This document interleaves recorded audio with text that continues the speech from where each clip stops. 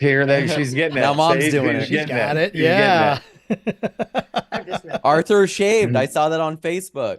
He He trimmed off the Yeah. Viking beard. Yeah. Yeah. I'm so Hi, scared to cut Rebecca. anything off because I feel like I'll have baby face. Like I'll look like a I kid. And like there's a facial hair. problem with that. Well, I want people to take me seriously, Craig. And so the And they beard, it don't? says, Oh, Too it late. come symbolizes. on. Too late. Too late. That's Yeah, what they was already in my know. post, baby face, baby face. Yeah, right. You know what? When I had my beard and shaving it off for the very first time, it was really neat. It's like I couldn't stop doing Touching it? this. Yeah. Oh, It yeah. was so I smooth. can't imagine. My face not itching. I can't imagine that. It's been like a decade. So Hi, Melody. Hi, Melody. Hi, Lisa Marie. Hi, Rebecca. Hi, Dr. Megagula. All right, everybody. Welcome, welcome, welcome. We are so glad to have you with us today. It is Sunday, and guess what time it is? It's time for the Imaginators. Whoop, whoop. And we're so glad to have you with us on this Sunday, June 9th, 12 p.m. Pacific, 3 p.m. Eastern, or whatever time it happens to be where you are, because you are watching us right now. Very, very simple. So we're going to get started in just a couple minutes. Got to say thank you to the 7,247 subscribers that we have, because it's your fault, and we thank you so much for helping us get there. Thank you, thank you, thank you, thank you, thank you very much. We appreciate you, and we love you for helping us grow the channel for the people with ears that hear. And we're going to continue to grow. We're going for 7,300, 10,000, and of course that magic 100,000, so we can get that beautiful trophy and share it with everybody. And hold on, Robert. Let me open this up so I can. There it is. So that is what we are looking forward to All with of your those. help. All of those. All of those. So thank you all so very much. And we're gonna get there. It'll just take a little time. So with your help, we will get there. All right. Shout out to brand new Imaginator joining us, Daniel Rialpe. I think that's how he pronounces his name. Welcome to the Imaginators, and we're glad to have you with us. If that's not how if I mispronounced your name, please forgive me and let me know how to properly pronounce your name. All right. And of course, the whole idea is that we interact with each other, and we appreciate that. So if you want to ask Robert a question, Robert and Terry a question, or interact with us directly, then on Zoom, you need to go to Zoom. If you're not on Zoom yet and you're watching us on YouTube, click on the link. It'll be at the top of the Zoom chat right now in the black. Just click on that and you'll join us here in Zoom. Anyways, go do that. But if you want to share with Robert, go ahead. Put your cursor in the middle of the screen where you see me on Zoom, and then click on the reactions button down below, and then click on raise hand, and that'll let us know that you want to share. If you don't see the reactions button below, go ahead and look for the three dots that have more underneath it. Click on that, and then click on reactions and click on raise hand, and we will call on you and we will share all together. That's the whole idea behind Imaginators. Otherwise, if you're a little shy, that's okay. Go ahead and type your question in either the YouTube or Zoom chats, and we will go ahead and read the question on your behalf. All right, that being said, let's get it started. Ladies and gentlemen, welcome to the Imaginator in Chief and his First Lady. Ladies and gentlemen, Robert and Terry Hollis. Thanks, Craig, with the hostess. And Matt, always thank you for being behind the scenes and doing everything. That's really cool. I see Karen and Coach Bob on here, Kelly, and then also Deb. Eric, I think I did. I don't know if I seen you, but I wanted to make sure to say hello to each and every one of you, to another Imaginators. One of the things that I want to share with you guys before we go into sort of a Q&A is something that I think that you guys are going to find very, very, very interesting. And how many of you know that there's people, don't you know, I always do that. I never say, are you doing this? How many people find it very interesting in this time in your life that someone will show you exactly, step by step, word by word on exactly how to do something, and you just don't want to do it. Do any of you know people that Peter and Linda? I are one. Yeah. How many of you are willing to admit right now that that's pretty freaking human? That's very, very human. I took the boys out, Dex and Leo, and I don't know what they were thinking. The window was open on the Escalade. So I jumped in and then I shut the door, and it was like Leo and Dex wanted in the Escalade. I want in. And so they jumped on the side of the door, past a back door of the Escalade. And of course, they left fingernails. You know what I mean? Nice Down the, scratches on my the scratches down the door. And they're not deep. They're not deep. And so my mind says, I know how to fix that. I have no idea how long ago that was. I have the skills. I have the know-how. I have the desire. It's just not happening. So I hope that all of you, when I share this with you, I'm going to share some stuff that you guys have watched me do. And I want to try to implement this into your life. Okay. So first of all, Imaginators is about imagining so you can be an imaginator, to basically be, this superhero, right? To make all of your dreams come true. And so so if you come up with the imagination and you're doing 6-phase meditation or whatever you're doing, to instantly say, this is how I want to make an impact. This is how I want to make a difference. But more important, I believe, is this is what I love. I know you guys have heard this phrase, and maybe I have to come up with a different phrase because I don't like the word work. I learned years ago that my mentors beat in my head to work smarter instead of harder, right? So you got to get this thing done. What is the smartest way to do it? And smartest to deal with like leverage and residual and that. So one of the things I want you guys to sort of understand is that, how many people do you guys know that sell courses and trainings, right? Do you know that they had a heyday during COVID? A heyday. Government sending them money. They're sitting at home. And this would be a perfect time for me to learn something so I don't have to go back to that piece of garbage job. Are you guys following me? Here's the sad thing. Those people that are selling courses and books broke records during the COVID.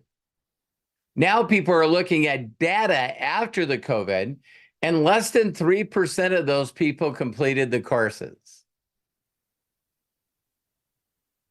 Wow, you guys ever heard the numbers 97.3? Yeah, you've never heard that.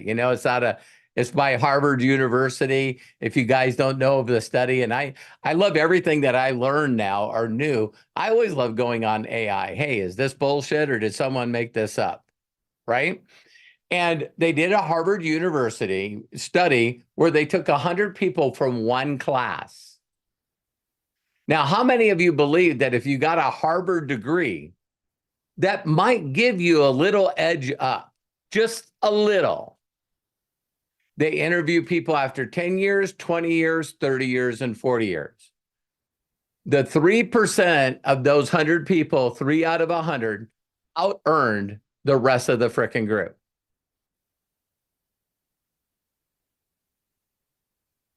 All started at the same place. And wouldn't you agree that's a pretty good place to start? It didn't matter if they had Harvard degrees. 3 people went out and made stupid money, stupid freedom. All right. So I want to say this to you guys because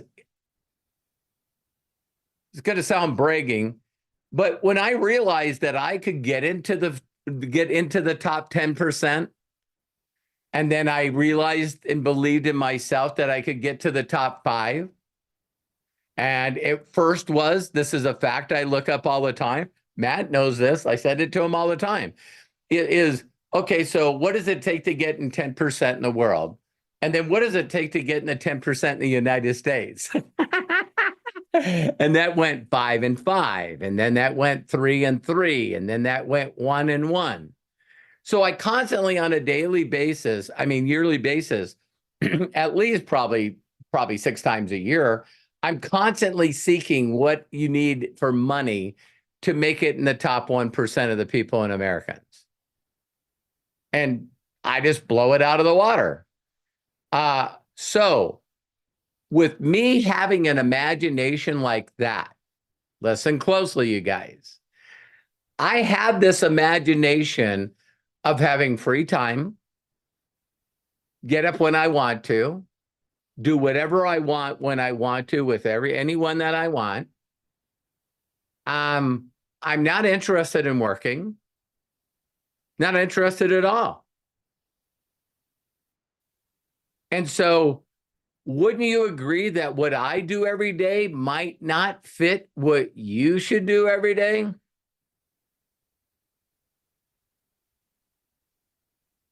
Because I can't stop you guys from thinking this. Oh my God, I need to make $1 million to get in the top 2% of the people in the United States. Not interested. See what I mean? And so I've been dealing with this a little bit because, and I need your guys' help. You guys are my community. You guys are my friends. You guys are my family. And I need your guys' help to talk about what we need to talk about on Imaginators in the Inner Circle, because I'm running out of information.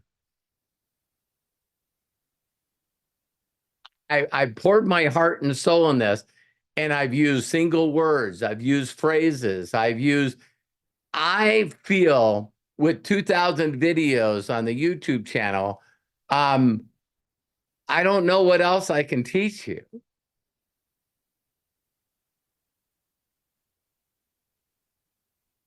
But I'm going to continue to share with you right now what I think it is. Because in my imagination, in my meditation, in my prayer, in my quiet time, of course, I ask, what can I cover? Tell me what to cover. Tell me what I can say to these people that would alter and change their lives.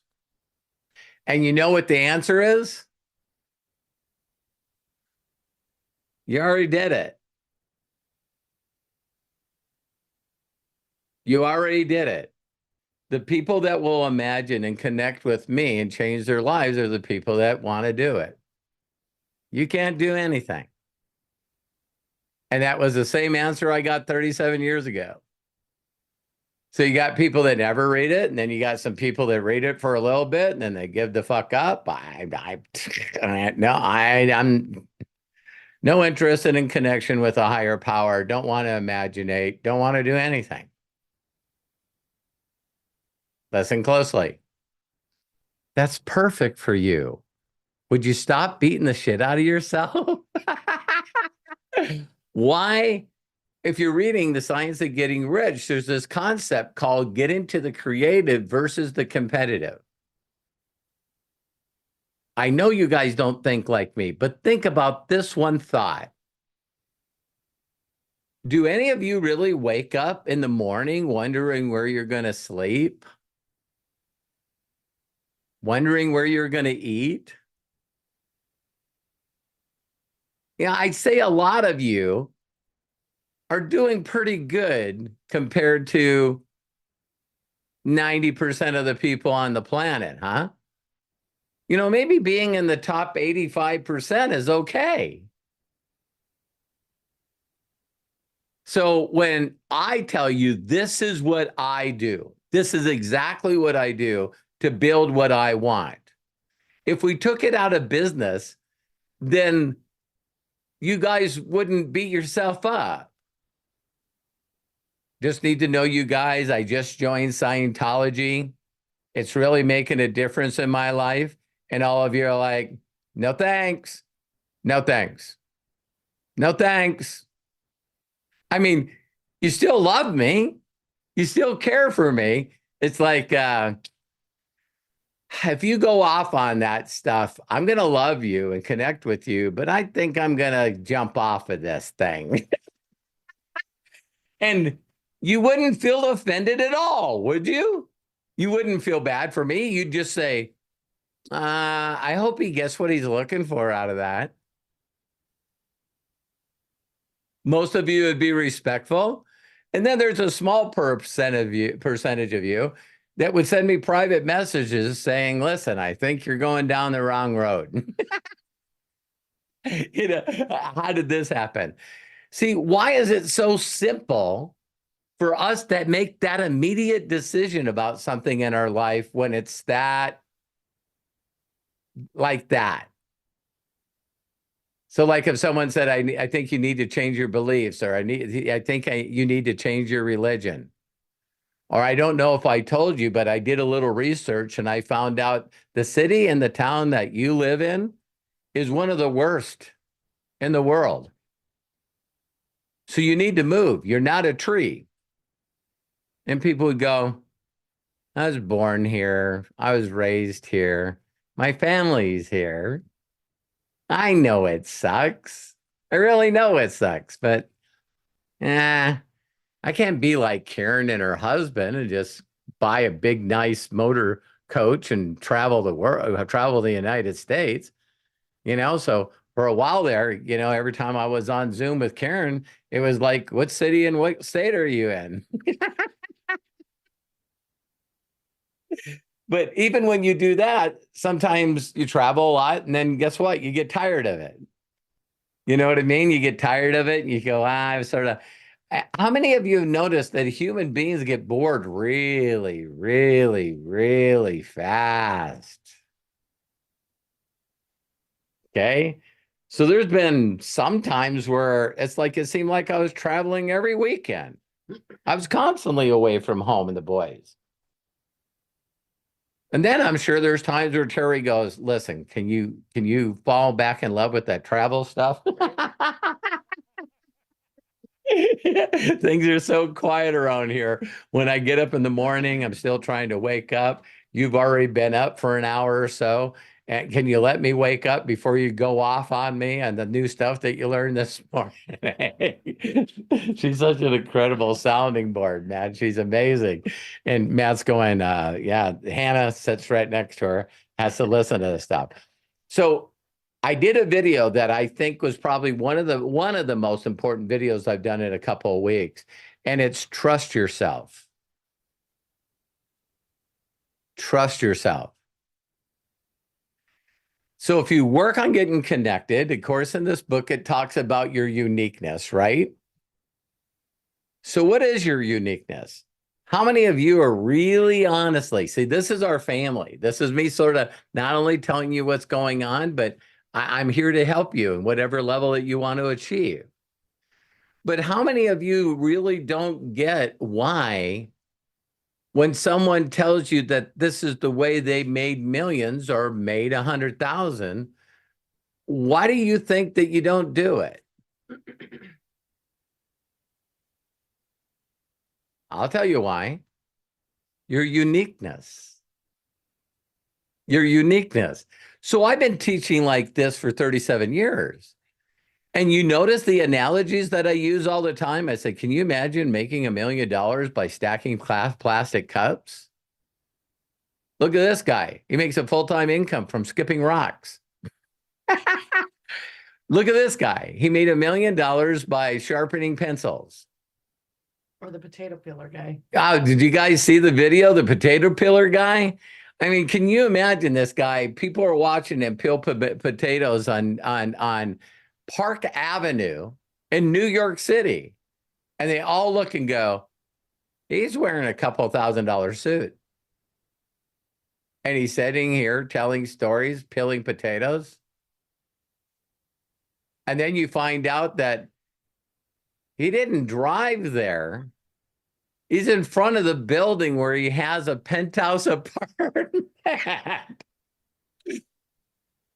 Now, how many of you think that if you went to him and go, you know, what's your net worth? I don't know. It's probably like 20, 30 million. I bought and paid for a penthouse suite in this building on Park Avenue. Man, I'd like to not worry about money and have a penthouse in New York. Okay, so grab that bucket, sit down. I'll start teaching you the potato peeler pitch.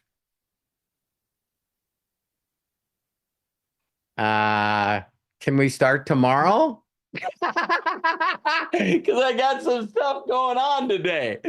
How many of you would be willing to admit that that's what you would say? Listen, I you know, I got to go. I got to pray about this. Let me go home and talk to, you know, my dog, my parakeet in my family.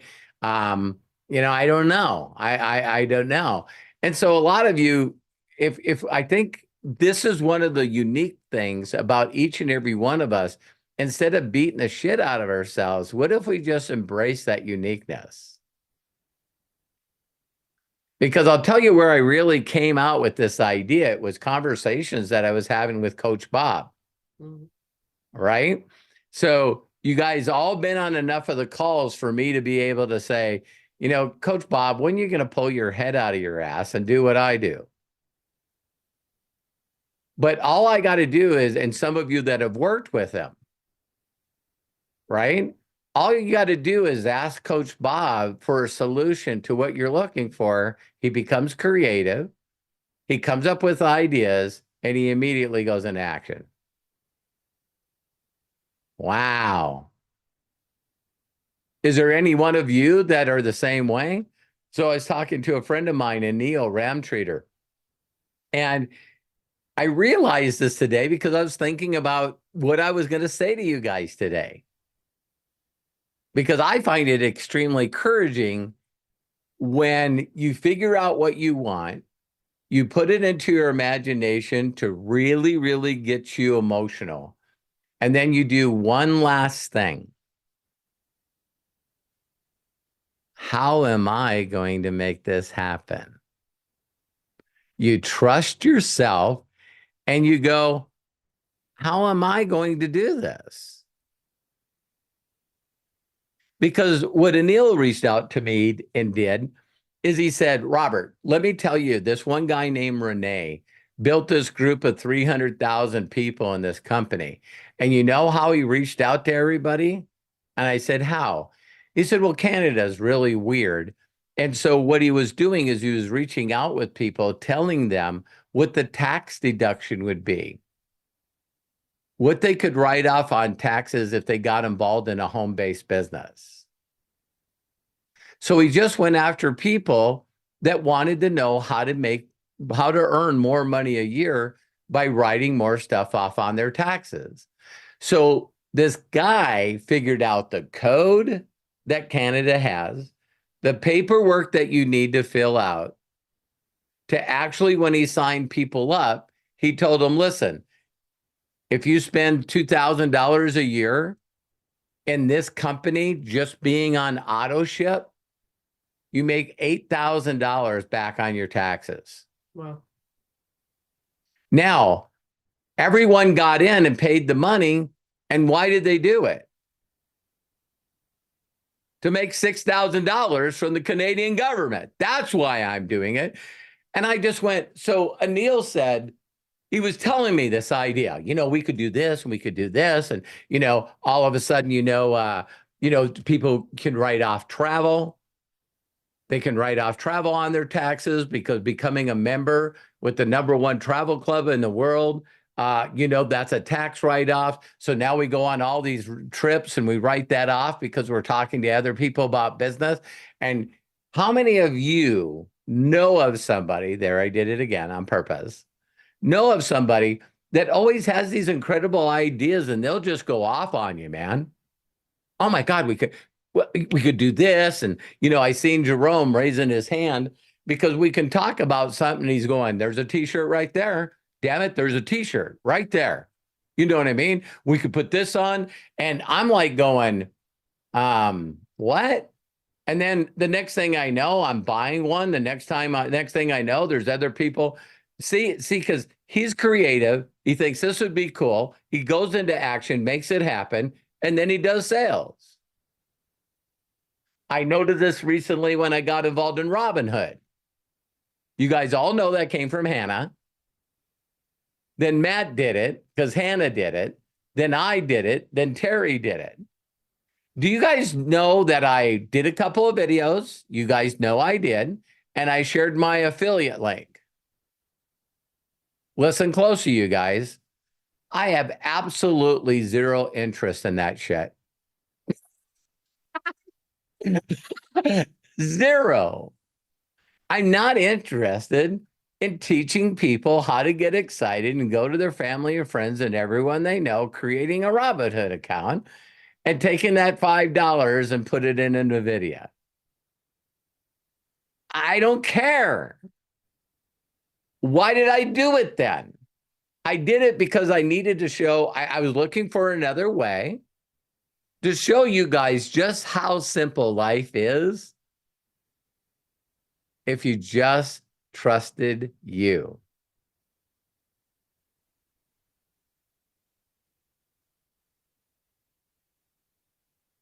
So if you trust you, you're going to go, well, to be honest with you, I would like to build a membership of people, a community of people that want to talk about paintings. And how many times have we laughed at this since we looked at YouTube? Don't you guys find, Matt sent me a video today, and this, I think the video had almost 2 million views on it. He had almost 8 million subscribers on YouTube. And you know what the videos was about? Him walking into his garage and he says, you guys, see, look at, I set this light up and this is termite season. So did you guys know that termites are attracted to light? So look at all the termites that I have in my garage. And he goes, you don't believe me? Watch this. And he opens up the garage door and they all start going toward the garage doors. And he says, termites fly. So I don't want them to fly away. So he shuts the garage door. And then he got this really bright light. Bug light. And I mean, it was bright. And he sits it in the middle of the garage floor and you can see all these termites, like millions of them that were all coming to the light. And it's like, Matt says he does a video a year. A video a year, has almost 8 million subscribers. I'm sure a lot of the videos are similar. Why does it work for him? Because he makes jacked quality out of stuff. What? What? I was just saying, you know, quality over quantity is still a thing, right? And quantity is going to become even more so a thing with AI. Like AI is going to exponentially make it so much easier to make content, and it already is. So to stand out in any of these spaces, you're going to need to put more work into it and think more about what you want to say and what you want to do, what community you want. Michael Reeves is the guy you're talking about. If you know anything about him, he's been doing YouTube since he was a little kid. Wow. And he doesn't release videos all the time, but when he does, he's got an engineering mind and he does things that most people, like he goes as far with his engineering skills as he can. So his like newest video that he came out with this year was putting scooters onto a car, driving with the scooters or something. So he like engineered all this stuff. And that video's already got like 3 or 4 million views in like 48 hours. So Right. Wow. And Matt, since you came on here, thanks for sharing that. Because this is a family. You seen how many times I said that this is a family. So when Matt, of course, I get to brag about him because he's our son. He is a solution finder. He is a solution finder. He is creative. We come up with an idea and this kid puts his head down and comes up with the most creative shit I've ever seen on the planet. And here's the thing, when he did it all the time back in the day, we would always compare his stuff to other people's stuff and he was crushing them. Not by a little, by a lot. All right. But then we messed up back in the day, because then when we were getting so great results with six-figure marketer and our company called Life Mechanic that we told you guys, we got so sick and tired of it, we just looked at each other and said, we got to stop, is then we went into training people what we were doing. And then it turned into sour owl shit. Do you understand why now?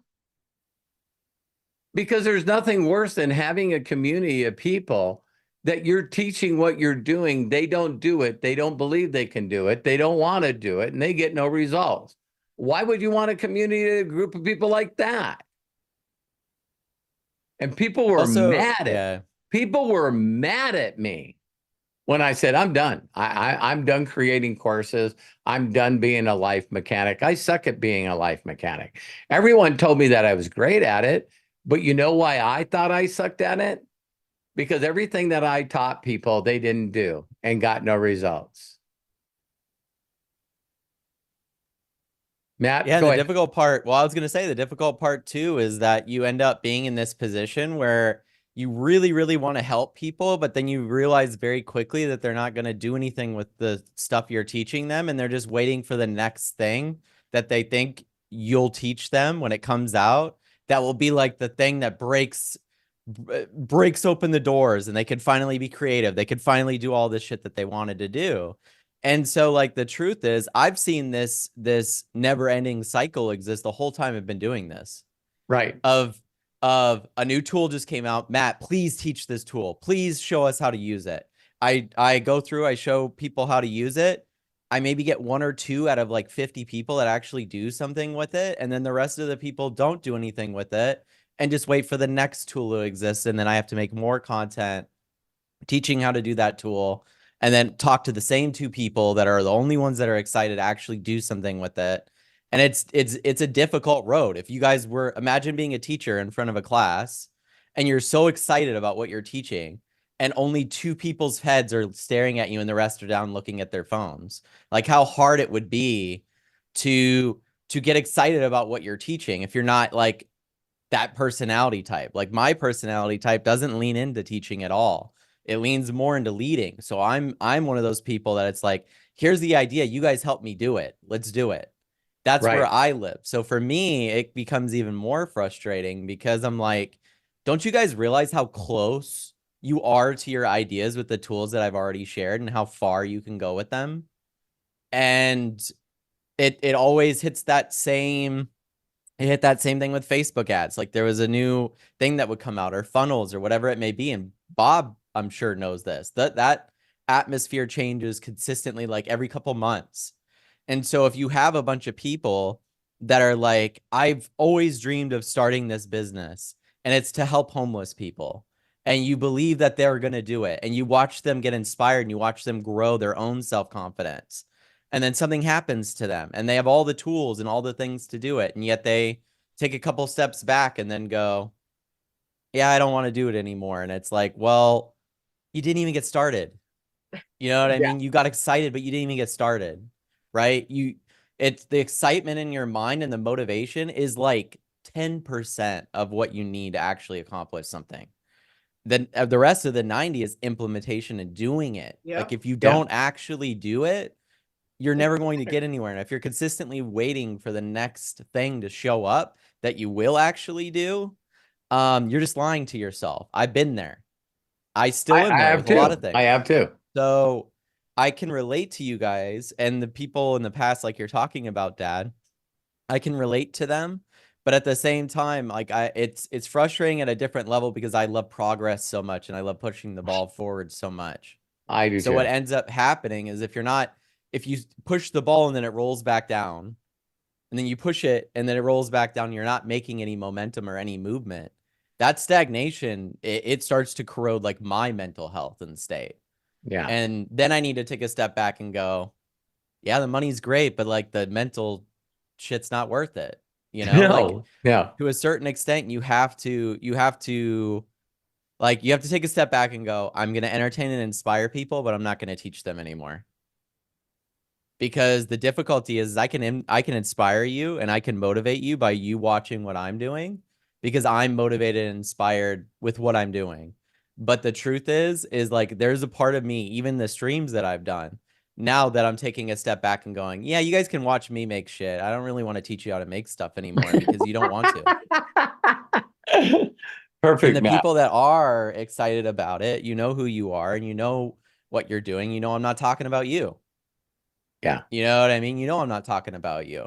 So I think it's difficult because even what you were saying, Dad, you sent that video to me with the guy with the community stuff, right? Like Yeah. slowly, I've seen so much growth in this community because of the support we give one another. But I agree with you 1,000%, Dad, that I'm now realizing with this community that and I've said this even in the past, my goal is to inspire you guys and entertain you with what we're doing. If I'm leading you in a direction, you're going to have to take that direction yourself. It's just not mine, right? Yeah. So like that's the difficult part is the more I try to help you go in your direction, the more you lean on me to go in that direction, the less you actually do it. Like if I build your whole website, Coach Bob, you know, like I know you've been in this position. I could build your whole website for your coaching business. I could shoot the videos for you. I could write the email campaign. I could make the Facebook ads, the YouTube ads. I could do all of that. But if you don't show up and you don't make the content, nothing happens. The business Bingo. dies.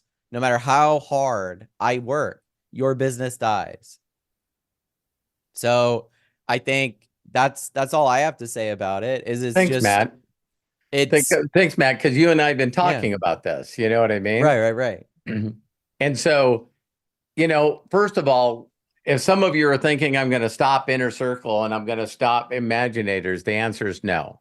No, we're turning the direction of the car because we're just moving it because, you know, there's a lot of you that are family to me and I love you. So the goal moving forward is to really make you understand that if you haven't created your perfect day and in imagining your perfect day, an incredible emotion of making it happen, then that's what you need to work on. Does that make sense? What if on the next Imaginator call, I was going to randomly pick you out so you could read your perfect day on the Imaginator Zoom? Right away, some of you are going to go, oh, shit. Oh, shit. And there are people that I do it. I do it. See what I mean? That's the thing is like if you're in a community, right, and you're pushing towards a direction and you're excited and you're like our goal in a sense is to try our best to lead this community in the direction that we think would be the best for you guys and the best for what we're trying to do here. And exactly what you're saying, Dad, is going to become more the case. And it's unfortunate for some of you, but it's also a wake-up call for some of you that if we go, hey, listen, we want you guys to have this by this day, and you show up and you do not have it, you're not going to get your degree. You're not going to move forward. And we're going to move forward without you. That's unfortunate, but that's the truth. That's why replays exist, right? Like people can still catch up and still do stuff. But the truth is the community can't be like, I'm excited about this. I'm excited about that. We need some clear direction with growing and helping you guys that has some form of accountability. You know what I mean? Because I can't. Matt, I'm sorry to interrupt you. No, I'm interrupting you. So go ahead. Yeah. No. But you know, that's something that I want you guys also to know. I'm not a babysitter. You know what I mean? So people want me to hold them accountable. I would say you're not excited about your imagination. If you need someone to hold you accountable, you don't have it yet. So Melody made millions of dollars by just following up on me because she would find a whole group of people that I would have in an inner circle and none of them would do shit. So she just reached out to him and says, I'll be your accountability buddy. Accountability buddy. I'll hold your feet to the fire. I'll tell you to do stuff. And then I remember Melody having conversations with me. She goes, how do you get people to do something? You know, why Why won't they, even though you're holding accountability with people, why won't they do it? Here's what it is, you guys. We don't have to go much further here. You don't need to be excited if you're excited about what the fuck you're doing. It's like, how many of you guys do little stuff each and every day? Like, I'll be just sitting around, I'm doing my messaging, I'm doing what I do, building a community. And Terry will come out and say, come in, and she says, hey, I'm gonna go visit my mom. Can you plug in the Tesla and make sure that the tires got plenty of air? Drop the laptop, get off my ass, and I go do that for her. Why? Because I love her. I know all this stuff and I appreciate what she does for me. I'm very grateful for what she does for me. So that immediately becomes a priority. How many of you guys are like that? If there's things in your life right now where if someone called you up and asked you to help them or do something, you wouldn't even hesitate. And here's the other crazy thing. I don't look at it as a nuisance. It doesn't bother me. And I get a lot of fulfillment out of doing stuff for her. That's what motivates me. Thank God for her, because I would just live on a park bench. If I didn't have wife and kids, don't get mad at me. I'd be like some of you guys.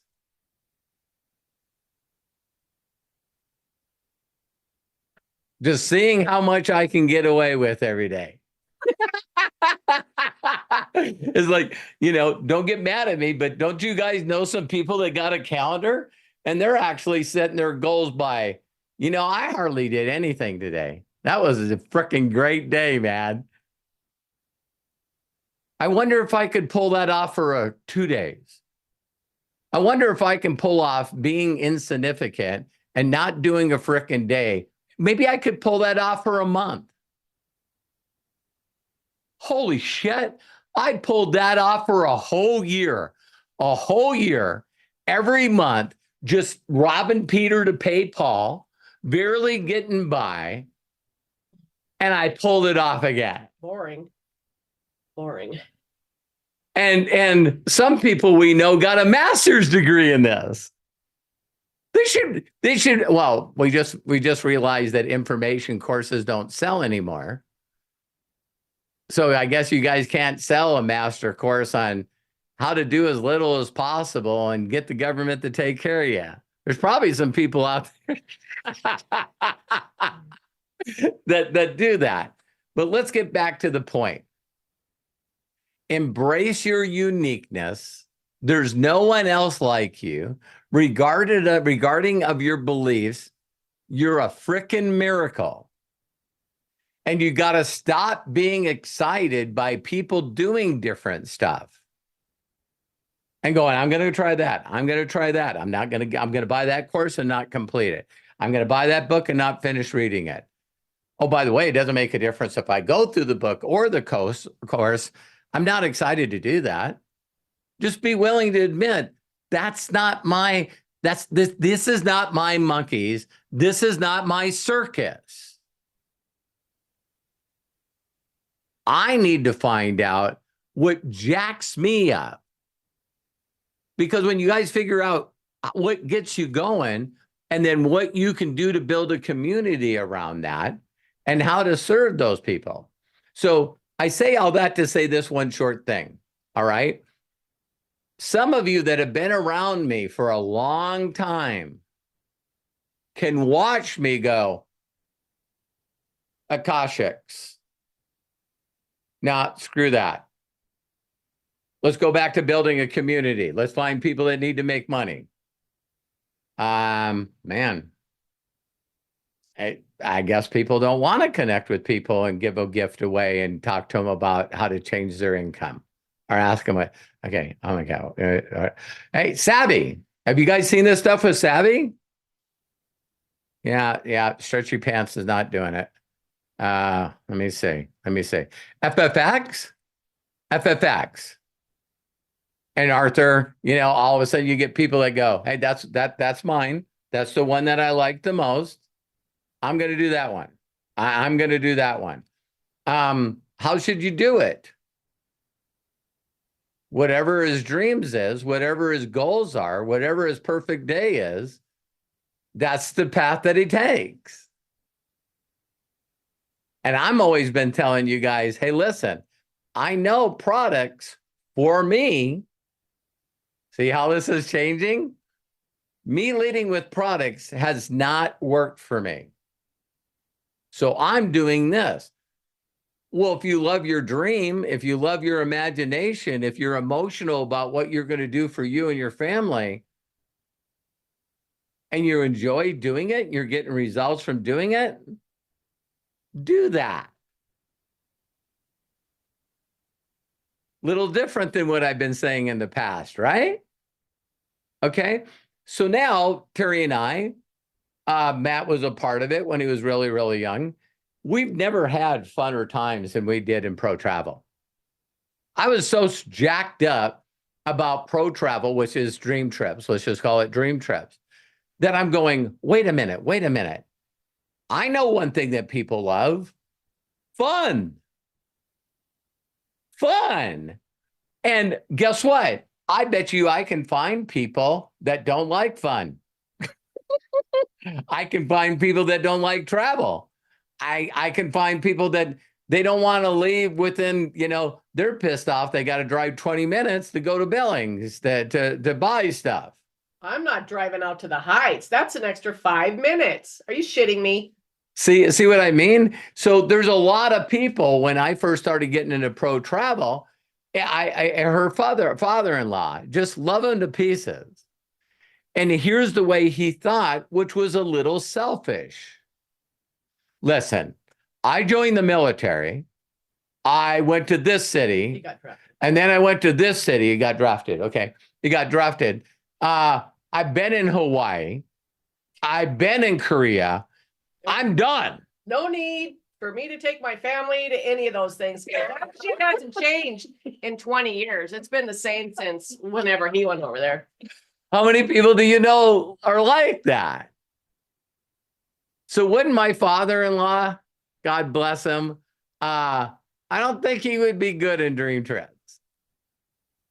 Does that make sense? It's like, yeah, no, I'm not doing it.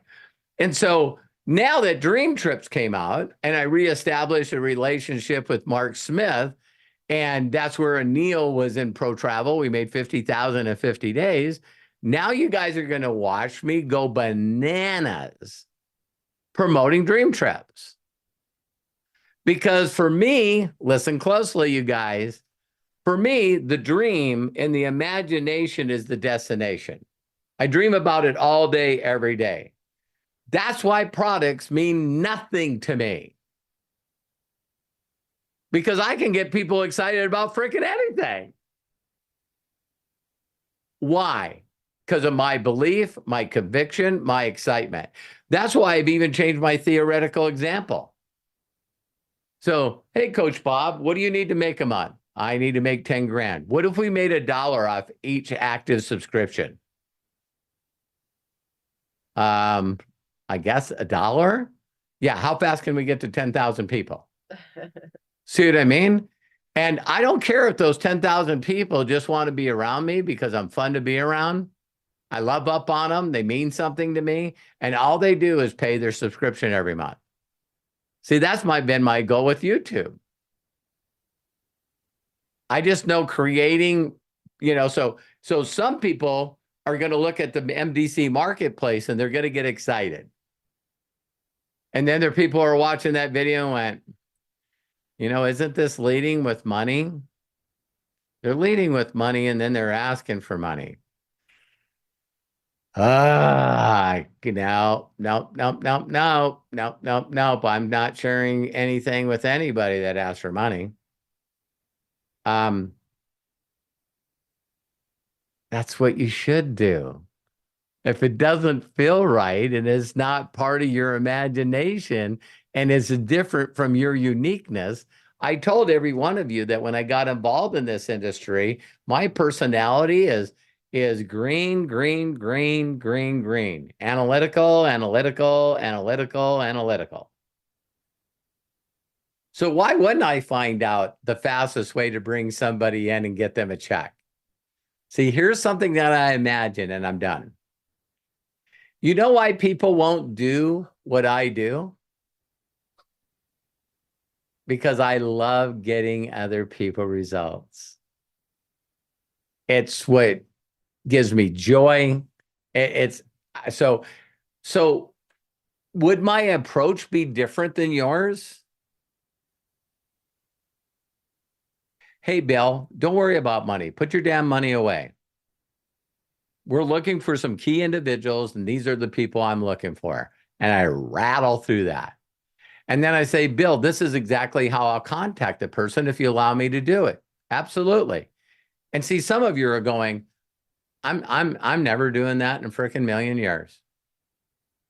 There is no way that I'm going to put somebody in imagination and dream mode, get them excited, and help them get a result, help them get a check. That's way above my skills.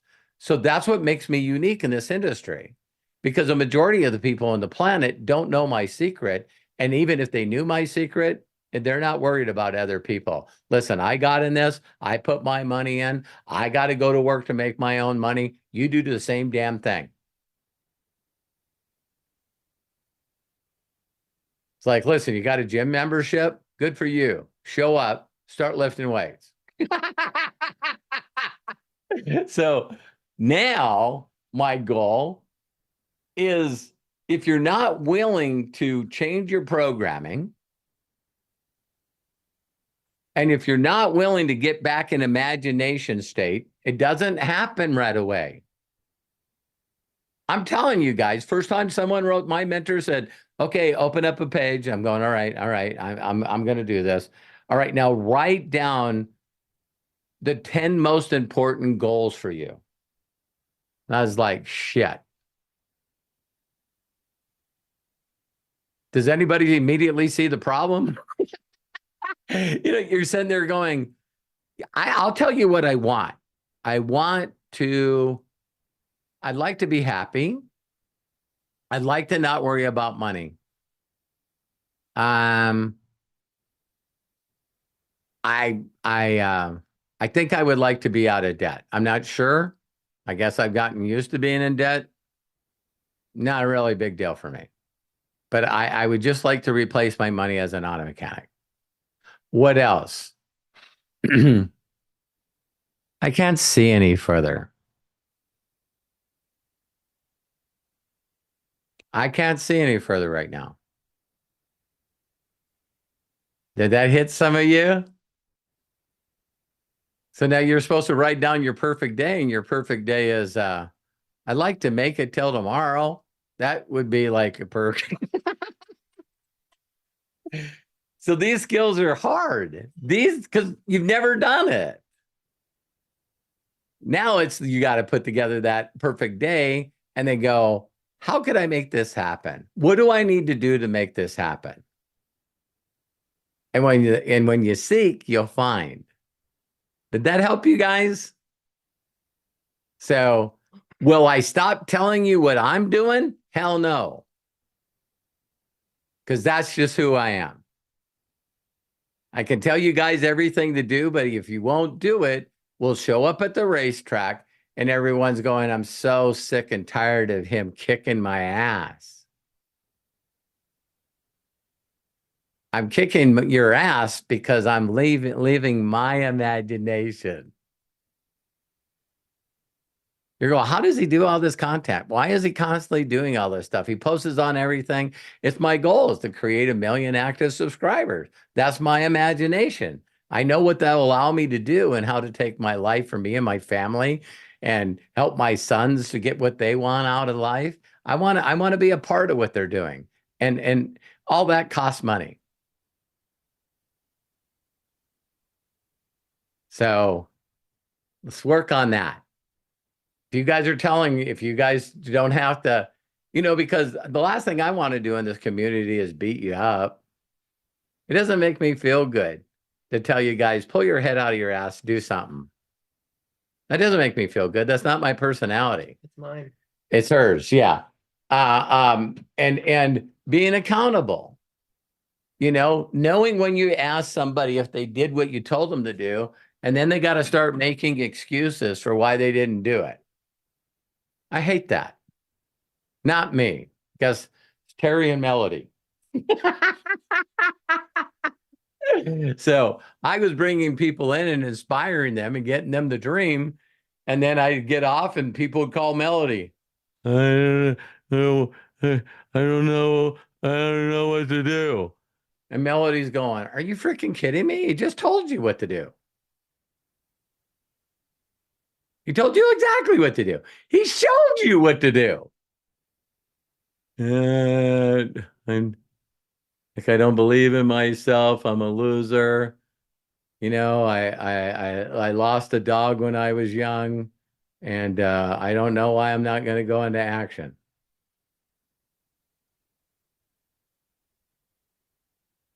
I know how to reprogram your mind. Now you got to do it. Right? Okay, Craig, over to you. Wow. I hope everybody got that. Please, if you did not, Yeah, he takes care of it. Oh, get over, rewatch that one more time, okay? The opening to Imaginators. Let's do this. You can do this. Robert, I'm going to ask a favor of you because of the way your camera is set. Could you move your camera so that it's a little more to the right? Because want to get you and Terry It's going to centered. be your left. There you go. Perfect. That's better. Don't try to take my honey out of the picture. No, God forbid. Because I know what would happen to me if I tried that. All right. So we've got hands up and we're ready to get rolling here. Not that we already haven't, but we got Deborah Bronner, Sandy Baker, Bill Shoemaker coming up. First of all, Coach Bob, you know, you were the kind of the subject there of a lot of references. Let's go ahead, unmute yourself, and please share. Hey, Terry, Robert, Craig, and Matt. How you doing, Coach Bob? Wonderful. Excellent. Excellent. So, Terry, how's your mom's doing? she's doing Main really thing- well. She's Okay, doing really good. She's well. better. Yeah. All right. Yeah. Thank God. Thank you. That's good. Good. Thank And I It is totally good. agree. I totally agree with you 100% what you're talking about, Robert.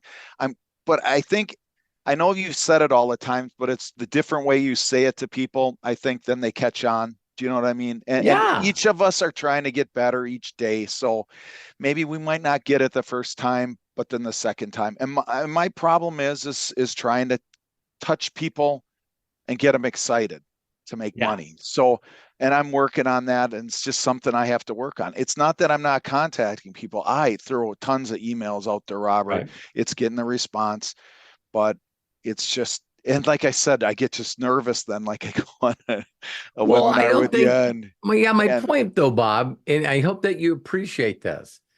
If that's not something that you feel you want to get good at, why should you? because I know it's how you got successful, right? No, And but watch this. Thank you for bringing this up. Okay.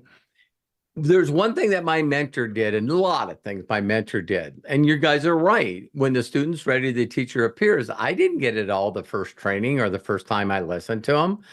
But he did things to try to get people to go, holy crap, I got it. And this is the one that he used to do all the time. He'd say, whatever the top position is, right? So I want all super affiliates, all 500Ks, all 250Ks, all 100Ks to step up. Stand up. And everyone's looking him in the audience. Oh my God, that would be great. And then he would just say this. He said, how many of you, when you were contacted, the second that you got connected with and contacted, you were ready to go? Secondly, you showed up at a presentation. What a freaking concept. You were excited. You were interested. Someone invited you to watch something. You actually showed up and watched it. Third, when asked, where do you see you're getting started? You did. Fourthly, how many of you are excited to go out and talk to everyone you damn know to see if they would get excited, show up at a meeting, get in and buy product?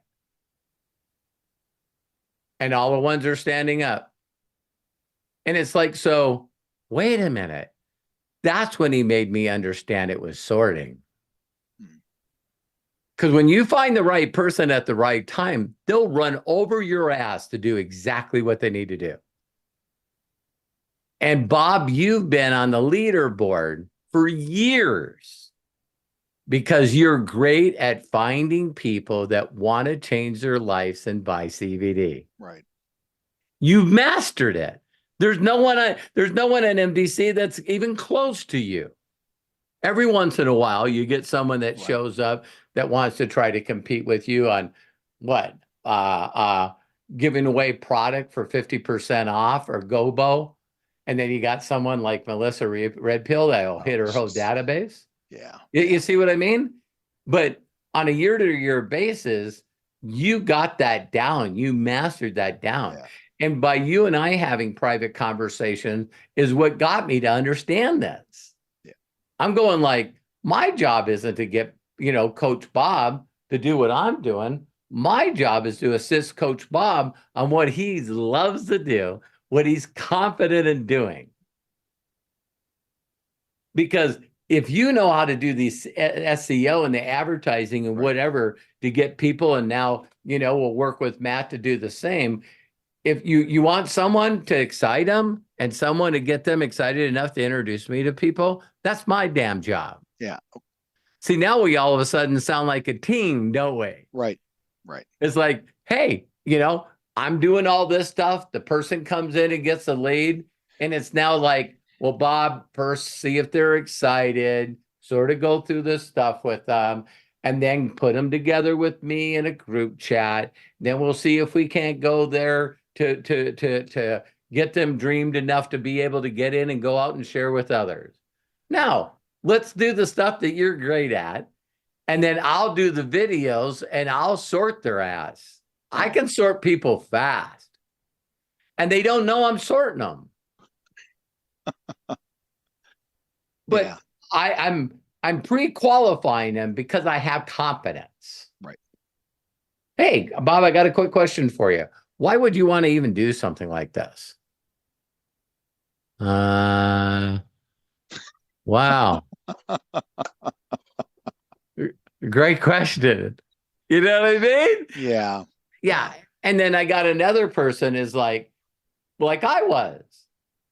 I jump on with them. They go, I can't tell you. I can't tell you. I guess I'll just say, I'm a stalker. And I've watched every damn video you got on YouTube. And I just have a couple of questions. See, that's me. Yeah, right. As soon as I found out about personal development, again, I get to tell my old stories because I'm old. No advertising, no cell phones, no internet. Seek and you shall find. I found out that Bob Proctor was a salesman for this company called Nightingale Conant in Chicago. And if you sent an envelope with $2 in it and send it to Nightingale Conant, they would send you a catalog of their products. And they were all either on LP or on no, when I first started reaching out to them, they weren't even on cassette yet. Reel to reel. No, but later they turned into cassettes. Let's just say that. So I get this, and I'm looking at the cost of some of these cassette tapes, like Leading the Edge and Acres of Diamonds and Jim Rowan's courses. And I'm looking at all these courses and I'm checking them off and I'm going like, how can I buy this? And it says underneath there, payment plan. I'm going, shut the front door. And I still have some of them in my possession today. Cool. Now, here's another part of me that's weird. I don't know why I want to listen to them over and over and over and over and over and over and over and over and over again. I don't know why. But then I get on stage and it's all in the filing cabinet. And then I get to connect with people and then they go, holy crap. That guy's like a walking encyclopedia for personal development. And I'm still doing it today. I love watching podcasts. I re-listen to stuff that inspired me. I redo my assignments that got me to where I am. I am weird. And don't you Yeah. think that we all should agree that we're misfits from Misfit Island? Yeah. That we need to embrace? Why do you think this book constantly tells you to embrace your Yeah. uniqueness? Yeah. Because until you, as long as you keep being a copycat and doing shit that other people are doing, you're not them. That's their way, and you suck at it. So, what was the question? Oh, no, you answered it.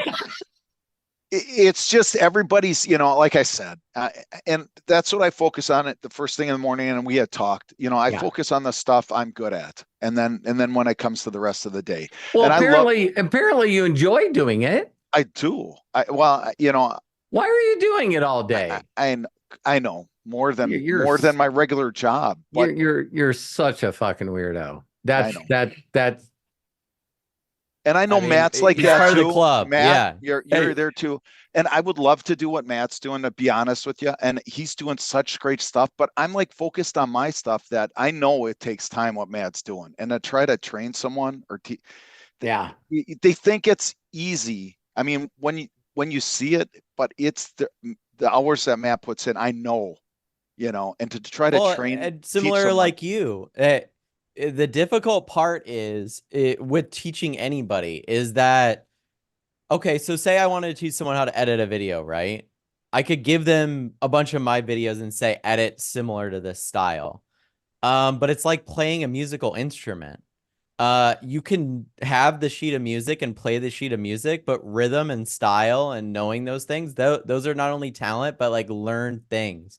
Going, ooh, the font needs to be a little bit smaller here, or these colors work better together, or this or that. These are things that not only are taste and talent, but it's also you've refined your skills of knowing what works and what doesn't work. And to teach somebody to do that, your uniqueness. Yeah, to teach somebody to do that is very, very hard. I've noticed that because it's like, I've even been in like some editing classes and things and followed some of that stuff. And it's interesting because they always say, you can teach someone how to edit and you can teach someone how to write, but you can't teach someone how to be talented. Right. That's just the truth of it. Right. And so go ahead. And the big thing is first I'd like to see them do it themselves and then bring it to me to look at, right? Not that I'm showing them completely how to do it. Right. So give it your first try your hardest to get it done and then come, don't just come to me and ask me a question, or you know what I mean? I respect that. But here's another thought, right?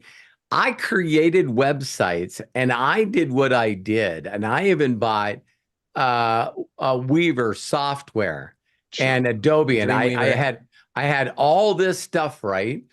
And I didn't like it. I like creating, but I like making money. I love making money, and a lot of it.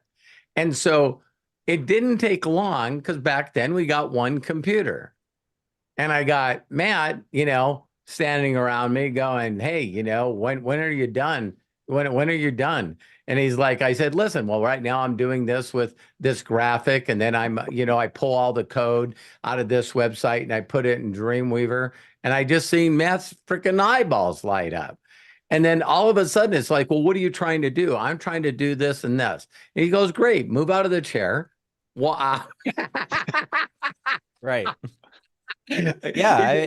He says, listen, you could struggle with this stuff. And I noticed in the comments, where Lisa said, no way is it easy. I need hands-on.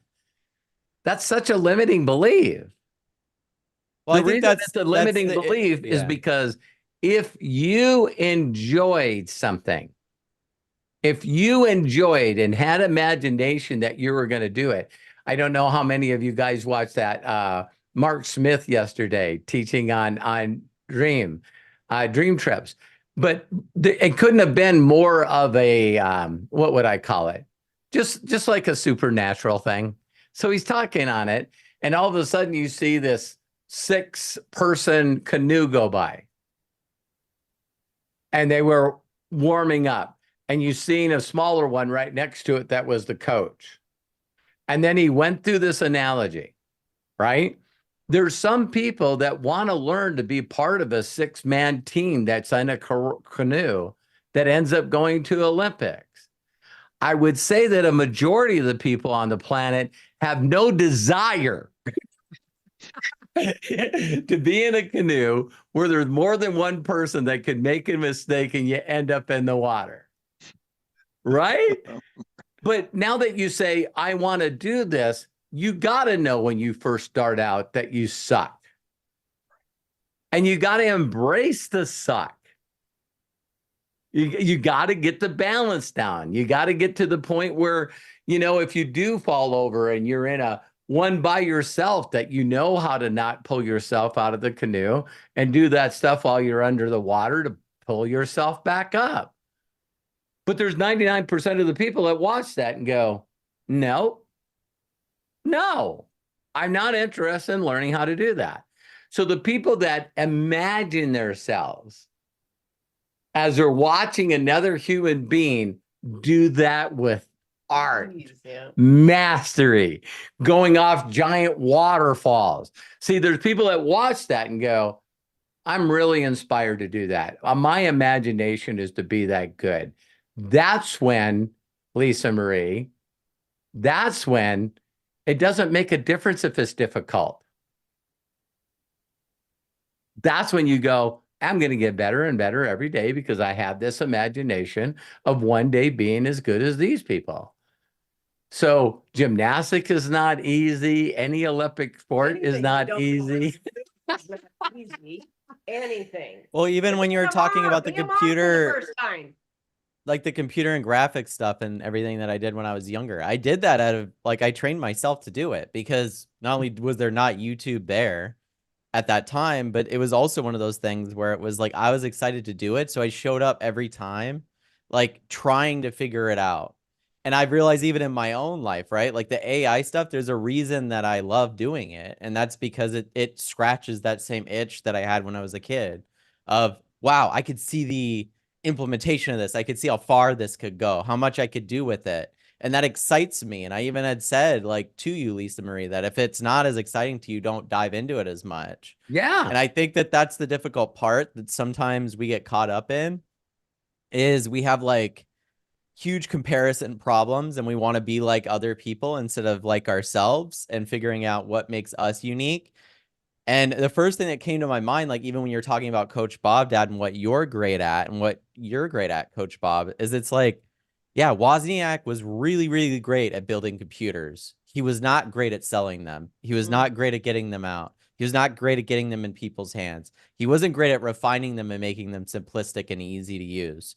So he required another person to show up that had the skills he didn't have for Apple to exist. He didn't Great go, I point, need Matt. to figure out how to be a salesperson for this to succeed. I need to figure out how to simplify this for it to succeed. No, he needed another person that had the mind to do that, not figure it out on his own. So like, I think that's one of those things we forget. We forget that we're collaborators. We and got that we don't have gotta, to be individualistic and do it all by ourselves. Yeah. right. So, So when you have your imagination in the right place and you're excited about it, now you attract the people that do that. Yeah. There's got to be a large group of people that must look at my success and go, have you seen the people that he's got on Inner Circle? Do you see the people that hang around him in Imaginators? I mean, I can't afford to pay Craig and Matt and all these other people to do what they're doing. So they don't realize that came with 37 years. You know what I mean? Craig and I built a friendship in 2 other companies before he just said, listen, I just want to be a part of this. I have my skill set and I'd love to be able to, I believe your imagination is going to happen where it happens. I want to be around that. Yeah. So Lisa Marie, when I seen that, I just want you to say is when you say, I need help with this, understand that maybe that's not what you need to be doing.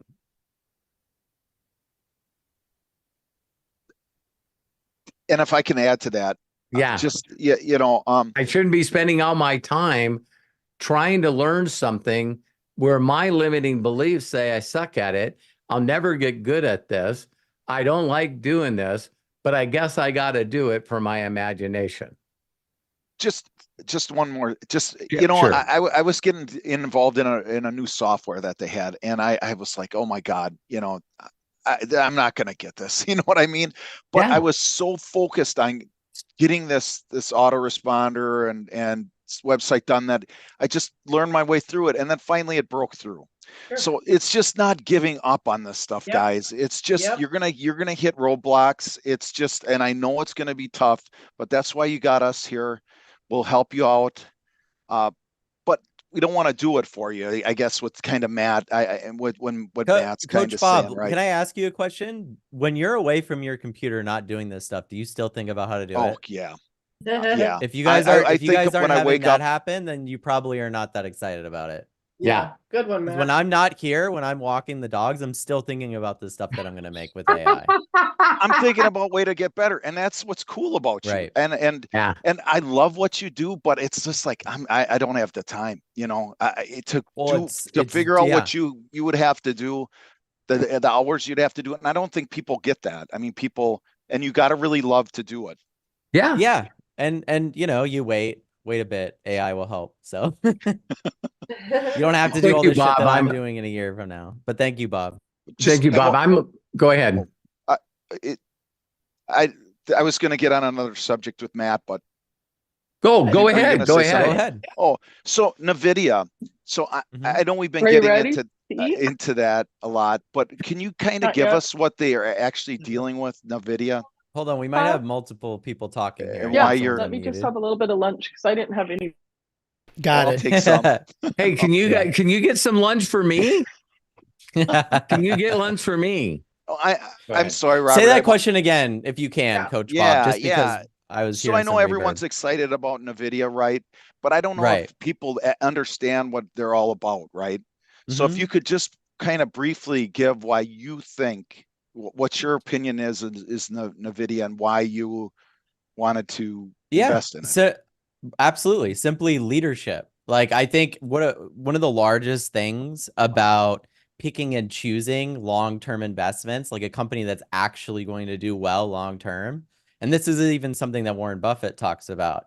You want to look at the leadership that's in place and where they're pointing, and that better be the future. It shouldn't be getting the people they've lost or trying to get what they used to have. It should always be pointing in the direction of the future, getting brand new things out there.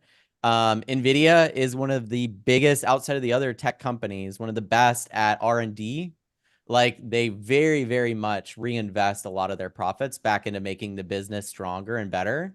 They're also I would say that NVIDIA for the longest time has been the shovel creators for basically a lot of other different companies. Okay. When the crypto boom was happening a couple of years ago, NVIDIA GPUs were the best to mine it. So because of their CUDA cores and the other things that they have, I'm going to get into some technical stuff, but they were the best to mine. And now we're at a place where they're also the best to do AI with, right? And so as the company grows, what's so great about like the leader of the company and the leadership there is that they're so great at going, oh, this is the future. Let's move into the future. They have no problem making that decision. And you'll see other companies like I could even state Google or Apple or some of these other ones that sometimes almost have to be dragged into the future by others. Not always Apple. Like we're going to see Apple come out and redesign AI. It's no longer called AI anymore. It's called Apple Intelligence. So you're going to watch them this week do their big thing where they're going to announce that they've teamed up with OpenAI and Siri is going to be even better and work with ChatGPT to do all these different kinds of things. Their stock's going to go up, by the way. But you want to invest in those companies that you believe are going to have a long-term future. If you would have asked me 10 years ago, I would have said Tesla. If If you asked me now, I wouldn't say that. Even though I own one, I love the cars. I don't have belief that long term the company will succeed. I think Nvidia will actually kill Tesla. Because I think Nvidia is in the process currently of investing in multiple different artificial intelligences, and then they're just going to take the Microsoft approach to it. It's like, listen, we don't need to sell computers right now. Instead, what we'll just sell is the software that runs all the computers and make it easy to use. And so that's what Nvidia is doing. They're building AI chips, but they're also now building AI software that will go into every self-driving car, AI software that will go into every phone. I could just keep going, right? Like Sure, they're building the foundation and the infrastructure for people to build on these platforms, and giving them not only the shovels to do it, it's like, here's an excavator instead, right? They just keep giving you better and better things to grow and build. And they're very open about it, you know, and I think that that's refreshing. A lot of people love that. The fact that Nvidia is very much like the CEO even came out and said that Tesla's quite a ways ahead in self-driving cars, in comparison to others. Issue with that is that I believe that Nvidia, with AI growing and them using it to train the new cars, will not only beat Tesla there, but then they'll sell it to GM and they'll sell it to Audi and they'll sell it to everybody. And then Tesla will be in a weird position because they'll basically either go, it's kind of like the CarPlay thing. If anybody here has a Tesla, they don't have CarPlay, which sucks so bad. I get in my Tesla, I have to use all the Tesla stuff. Yeah. I'd love if I got into it and it worked like my other car, where it just all of a sudden the Apple stuff comes up. I all know how to use it. It all is there and implemented. That's not how Tesla works, and they won't change it. And so I just think long term, Nvidia is just going to absolutely demolish, like, in multiple different areas by building the foundation of those things. Like, Apple's really wealthy right now and Amazon's really wealthy right now because of the foundations that they build, not the products that they sell. People don't really know that. Is that Apple makes so much money, you guys, off the App Store that you have no idea. If you pulled up stats, they make 30% off every purchase on the App Store, Wow. including subscriptions.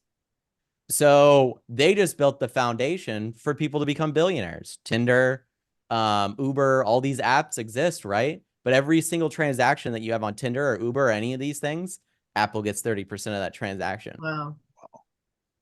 So that's a lot.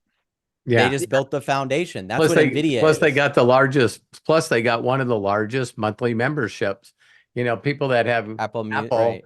are, you know, they got an iCloud subscription. They got, you know, an Apple TV subscription. They got everything. So That ecosystem is like something that's so envied to you guys by like every other big company. Like, Apple is so good, has been so good at creating their ecosystem, that I know when AI comes out in their stuff and we no longer have like shitty Siri, I call it, because it just doesn't work, right? Siri sucks really bad. If you have an Android, any person that has an Android phone, speaking of, she's trying to talk to me.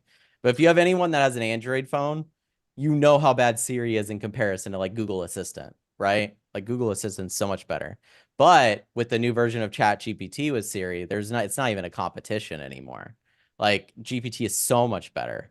So, yeah, I think as things grow and become more and more so the case, Apple's going to come out with AI.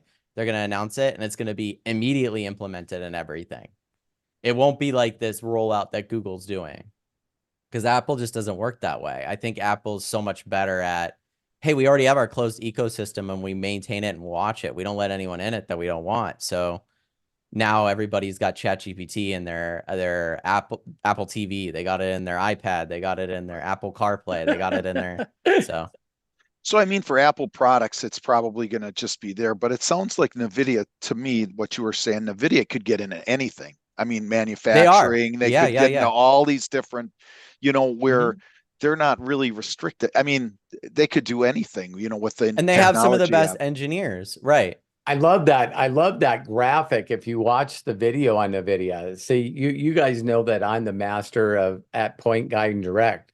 So, you know, when Matt posted that video on NVIDIA, that video of the conference, I'm going like, if you don't have the time to watch this and sell yourself on NVIDIA, then just go about your day. I'm really, so when he stood in front of this black thing, you know, I watched it because Matt told me to watch it, and I Right. watched it. And the first thing I said to Matt is I said, can I get a screenshot where he's standing on stage and all these Fortune 100 companies are behind him that he's connected with? Because we talked about the self-driving cars with Tesla. So then they come out with this new chip, and the first thing that Elon Musk does is put in an order for 100,000 chips at 40 grand each. Yep. He Okay, wants to so- build the biggest supercomputer ever in Idaho with all these chips. So we'll So- see. Idaho. See, that's a perfect example. A lot That's a of space perfect- in Idaho. You need a lot Yeah. of space.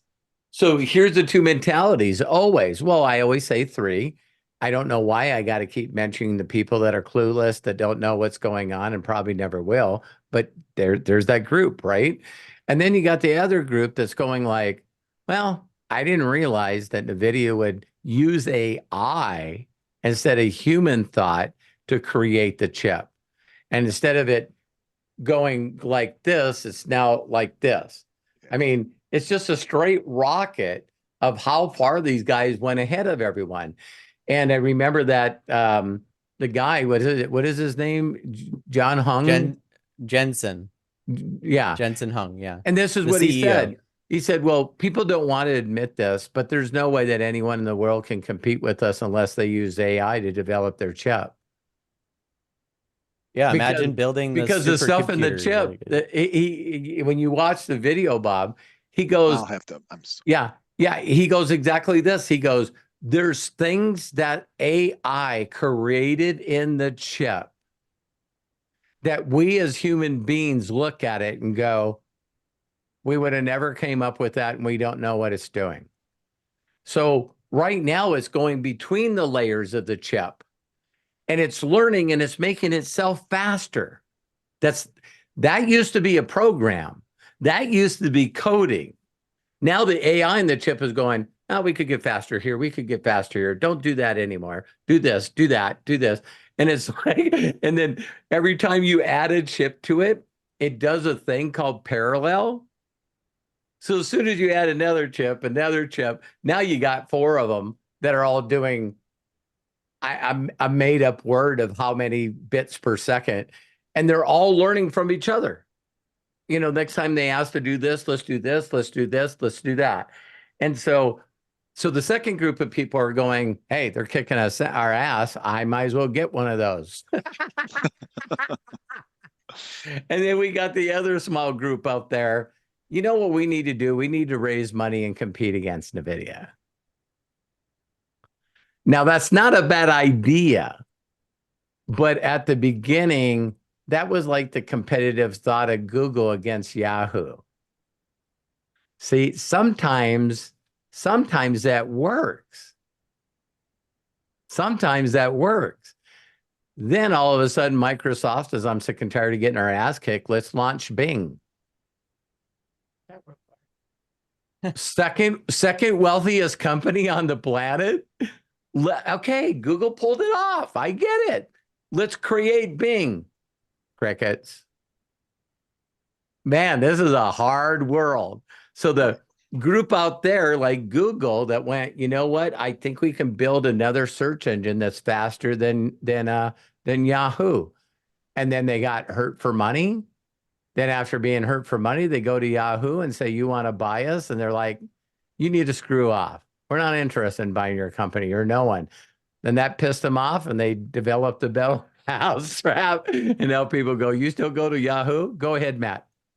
Well, I was just gonna say, like, people, the exponential growth is insane, because if you look at this graph right here, and it's one of the many, there's this one even where they talk about how GPT-4 is like the size, it was trained on a computer the size of like a great white shark, for instance. And the new GPUs that are training, these are H100s. This isn't the B series that are coming out later from NVIDIA, the ones you're talking about, Dad. Right. GPT-5 is being trained on the H100 series, which currently already exists. But this shows you the compute difference between GPT-5 and GPT-4, which is already currently what you're using, right? If you look at other graphs here, you'll realize very quickly that there's certain parts of the large language model, right? Like GPT-4, I think had 30 billion or 40 billion parameters. Now, like a parameter would be like compute power.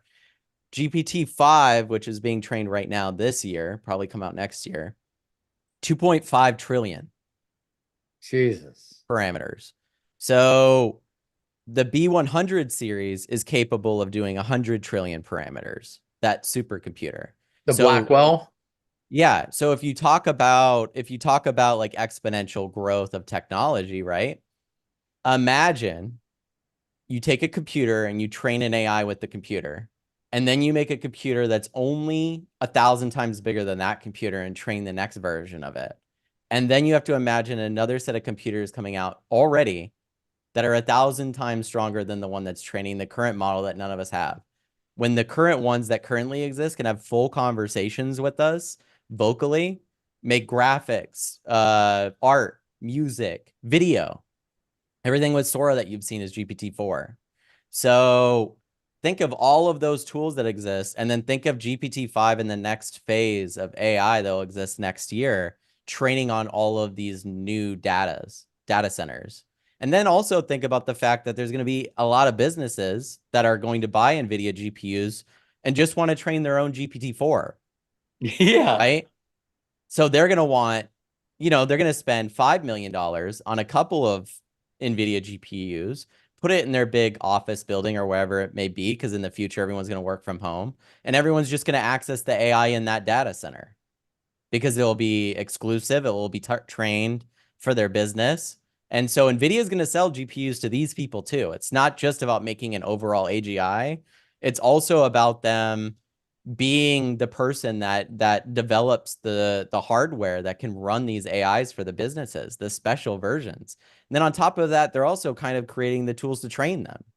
So it's like, okay, I need an AI that's trained specifically to fulfill this task in my car dealership. You need to train it. You need to have a place to store it, right? Maybe you don't want servers. Okay, well, what are you going to do then? I don't want servers in my place. I'll just pay a subscription fee to NVIDIA and use their cloud servers, right? Yeah. So they kind of got everybody. I sent this graphic to my dad, but they kind of got everybody pigeonholed in, and they're trying to figure out how to get around it, to the point that China might actually try to take a whole entire country to stop.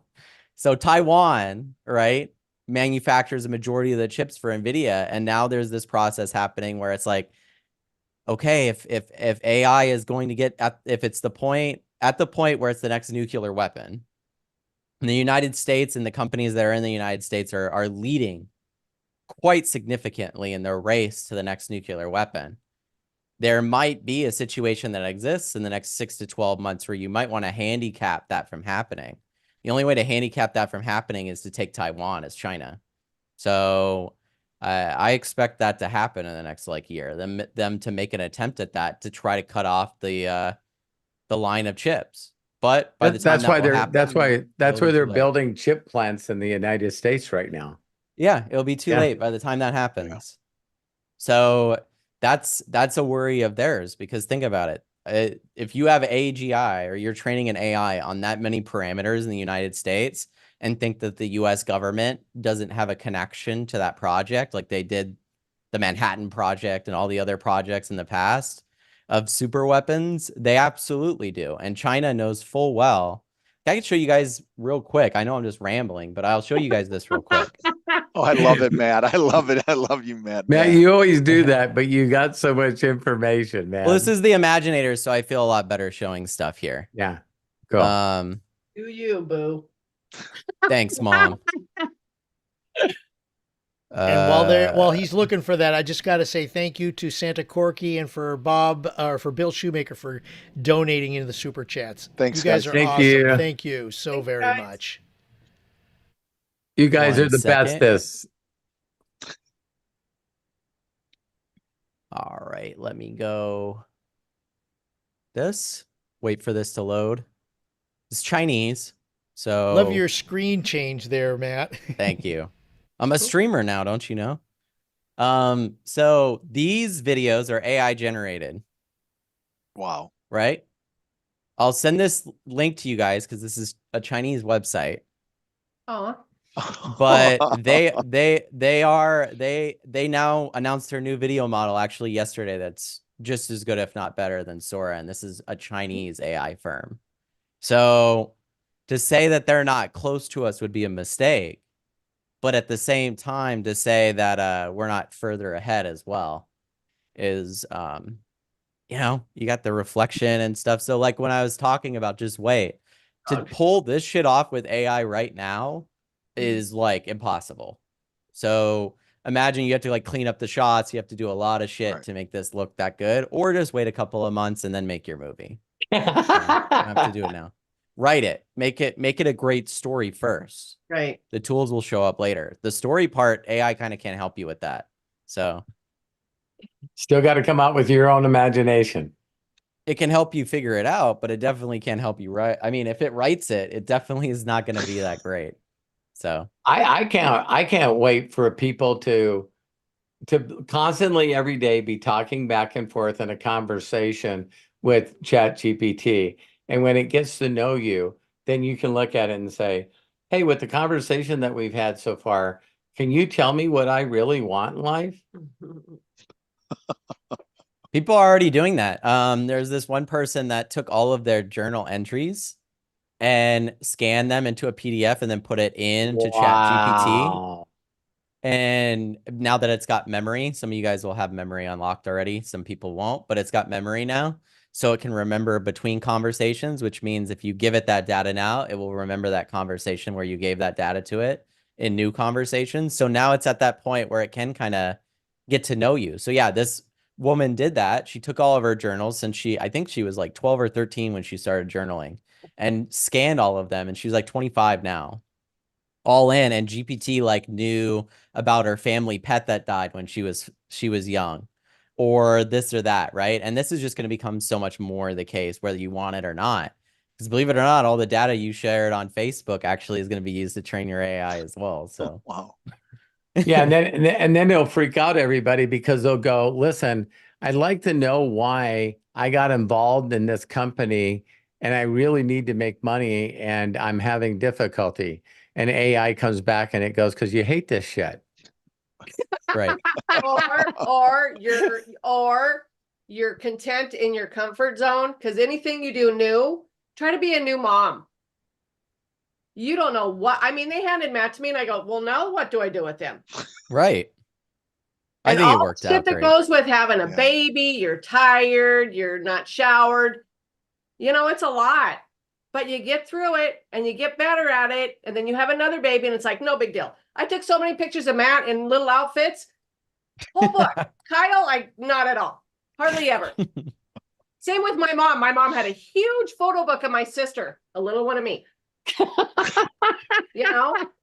But At least now we got phones and stuff, so it's pretty easy. I have pictures of, I just got corgis, so I got a bunch of pictures of both of them. But yeah, anything new, you don't know. It's gonna be yeah. at first, And but things are changing.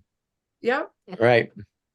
Yeah, you have to Okay, adapt. Bob, are you done? Yeah, thanks. Yeah. One more thing, Terry. I hope your mom prayers to Oh. her. I hope she heals fast. Thank you. Yep. Yeah. Thanks, Bob. Have a nice I know everybody benefited from that, hopefully. Thanks, so. Matt. Hey, you're great. Craig, Robert. Thank you. Sorry. Wow. Bless you. Thank you so Matt much. was adorable as a child. You're right. I Oh. bet he was. Pinch his cheeks, Too right? bad I was gonna say, too bad it didn't work out as I grew up. No, I'm just kidding. Oh, stop it. Oh, What the come hell's on, wrong Matt. with you? No, I The know only how thing to you didn't have. nothing triggers my mom faster than you talking negative about yourself. Oh, So I better watch it. Yeah. Matt, the only thing you probably didn't have then that you have now is your beard. Exactly. Right. Well, I did have it then. It was just. It was people thought still it was getting ready weird, to come but- out, right? Yeah.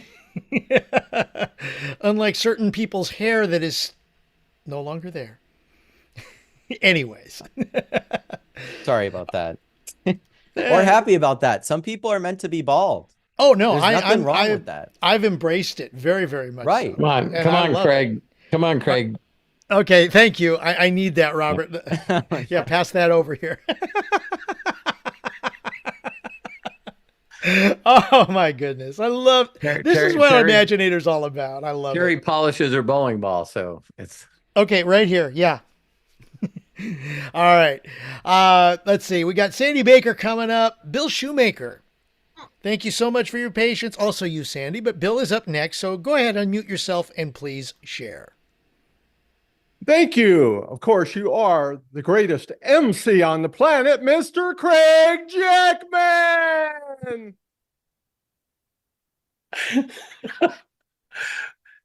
Bill, why do you do that? I love it. I love doing it. Why does it bother you? It does me. It does you? Really? Mhm. Well, sorry that it bothers But that's you. on me, right? You got that right. I'm just- Robert, I just want to say that there's no one person on this planet that has changed my thinking than you. Thank you. And thank you. And the other day you were talking from your heart, and it hit my heart as well. You really spoke from the heart. And, I have a lot of whys in my life to take action. Like Yeah. my son, my autistic granddaughter, not doing the things that I should be doing, that want to do in life.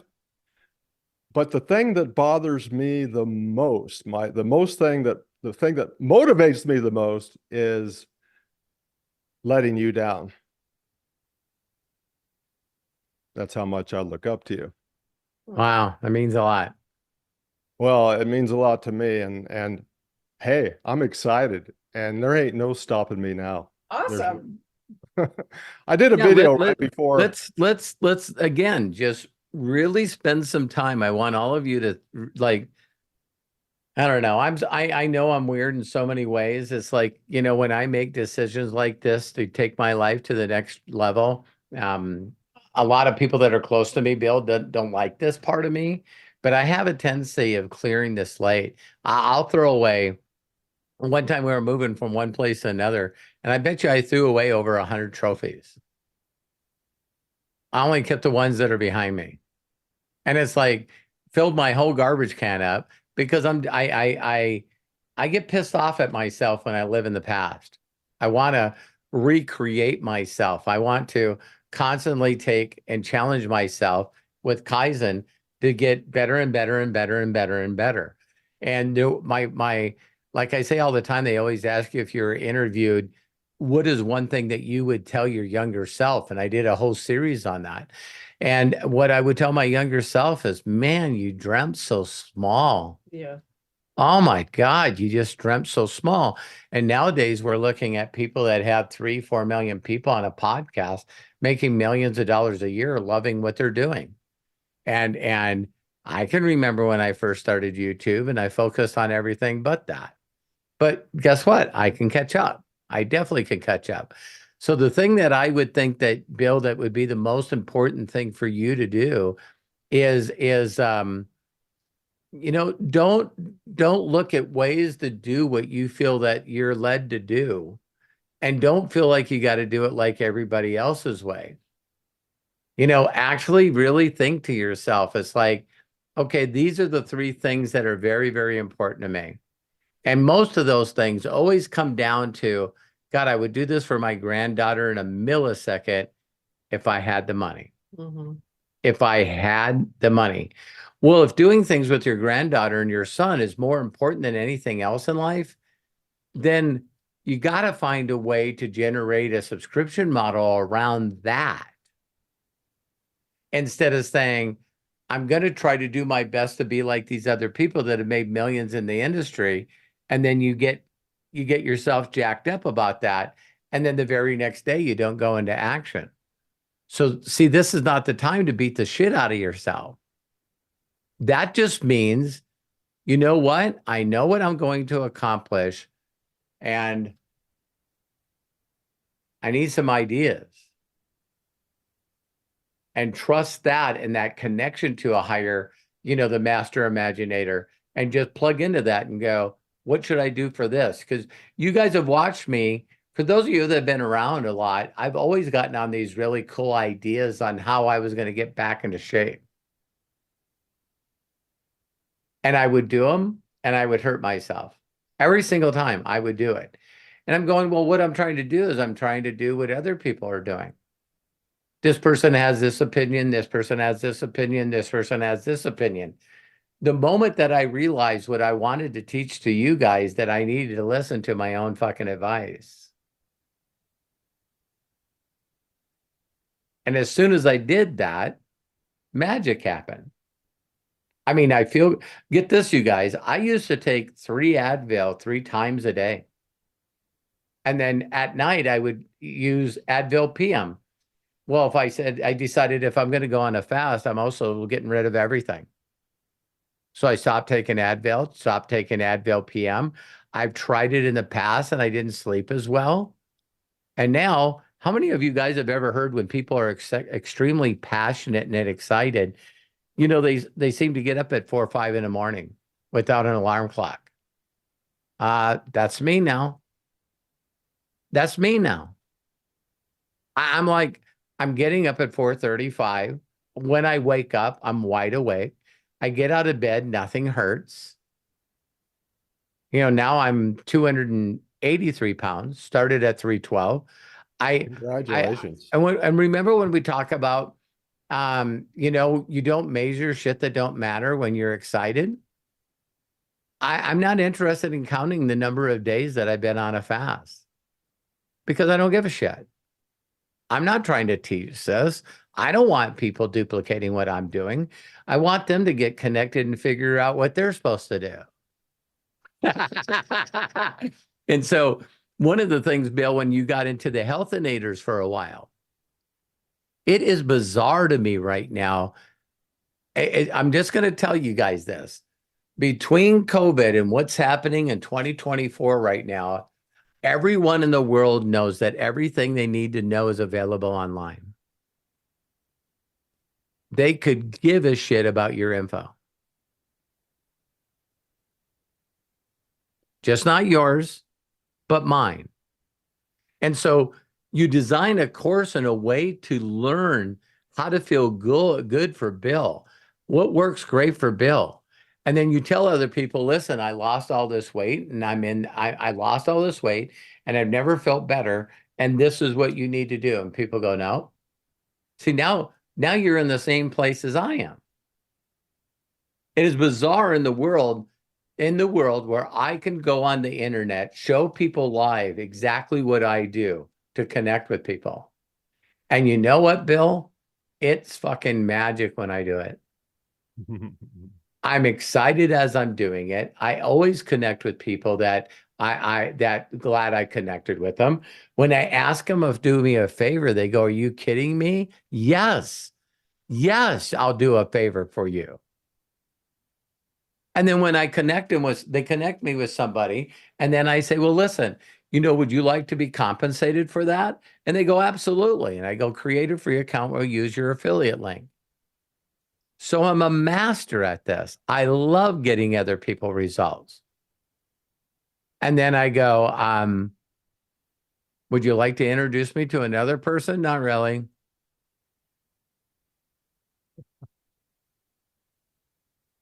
Oh, okay.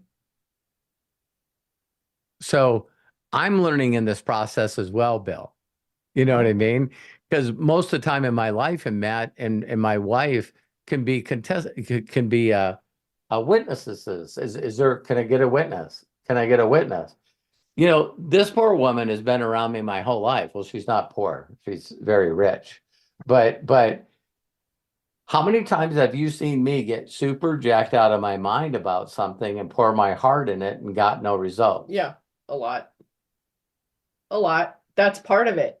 That's part of it. See, the one thing that we never ever discuss is how many times through my imagination that I believed that I could pull something off and it didn't work. Guess what it was, Bill? I was trying to be them. I was trying to be Tony Robbins. Yeah. I was trying to be Frank Kern. That other guy. What was that other guy? Alex Jeffries. Yeah. Brendan Burchard. See, That's a lot of work, huh? I seen what these guys were doing, and I'm going, if they can do it, I can do it. But I didn't have an imagination for it. It's not me. It's uniquely not me. So can I put the effort together? Can I do all the shit that other people are doing? Paid Ray Higdon 48 grand. Almost kicked his ass in the first affiliate program I was in with him. He had to bear down. In the last 24 hours, I would have kicked his ass. And the first affiliate marketing program that one of his students did. So when I get excited, I can promote stuff. It's just all of a sudden when you know, you get in that deal again, the ignorance on fire, and then all of a sudden you get the wisdom and the knowledge, but you got, instead of optimism, you got pessimism. It's like, that's what I see a lot of you guys go through.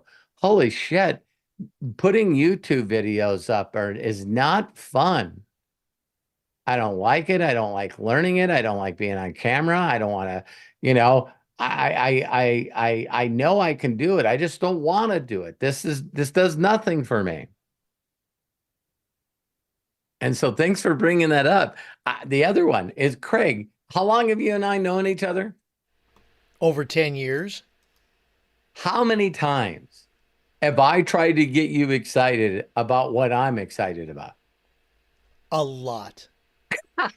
And Craig and I are family. Mm-hmm. And so I'd be like, Craig, listen, you got so much skill. People love you. They adore you. Why can't you do this business? And I'd see his heart drop a little bit. And just like you, Bill, it's like, oh, man, I don't want to let you down, Robert. I don't want to let you down. I was like, listen, what's wrong? Pull your head out of your ass. And he's like, I know. And then he doesn't do anything. No, wait a minute. We shouldn't say that anymore.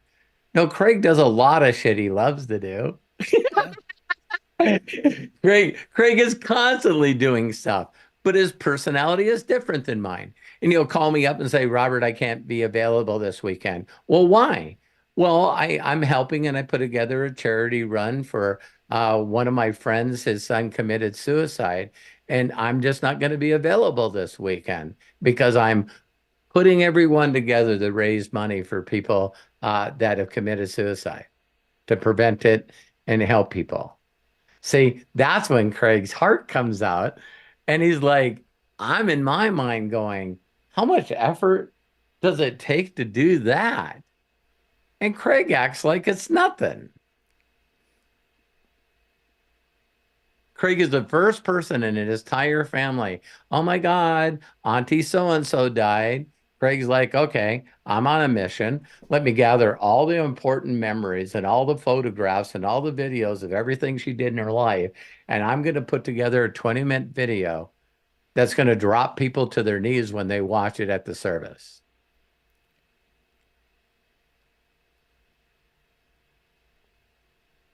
See, it's like, so, you know, Craig means a lot to me because I know these memories. I see what excites him and I care for him. And I'm like, you know, Craig. And it's like, Craig probably will sometimes says, you know, listen, I'm caught in as a partner with you and a visionary in your imagination to impact billions of people. Let's get her done. What do you need from me? Mm-hmm. 100. So I love you, Craig. I love you too, Robert. Terry, thank you. Matt as well. And so, Bill, let's really figure out what's the most important imagination that you have. And then the next step for us to figure out is what can we figure out? What can we figure out that Bill will actually do every day with imagination and purpose, connection? I already have. Good. Already have. And I just want to say, Robert, that the reason I like Inner Circle and Imaginators, especially now, the way I feel about myself, thanks to you, a big part of thanks to you, is that it's a place where we can pick up other rags and put them there. It's a rag placement place. Yeah. Right? So it's not us that you're talking to now. We want a lot more people to talk to. Yes. Yeah. Yeah, and that's another thing that makes you really wonder what's important to you. Because man, when I met my mentor and he gave me this book and other stuff, the reason I made millions of dollars, you guys, is very simple. I believe that the guy changed my life, and all day, every day, I was telling people about him and put them in front of that info. All day, every day. That's all I did.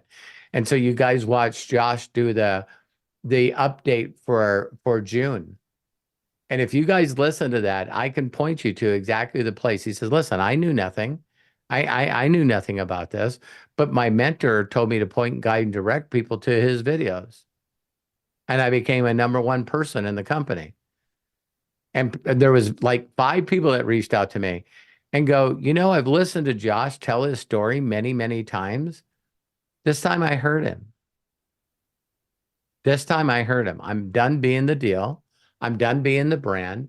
I just need to get really good at guiding and directing. And what's amazing about doing stuff like that is then you don't have to be the babysitter. Now you don't have to be the presenter. Now you don't have to be the person on the 3-way calls. Now you don't have to have a group of managing a bunch of people that don't know what they want to do. It's like now you're never complaining about you know what? All my people that are in my organization do nothing. Us masterminding on here and you being a part of my family made me just come up with that download. It's like, why are we saying to people that, listen, I understand you're doing nothing. You know what I mean? It's like, no, you're not doing nothing.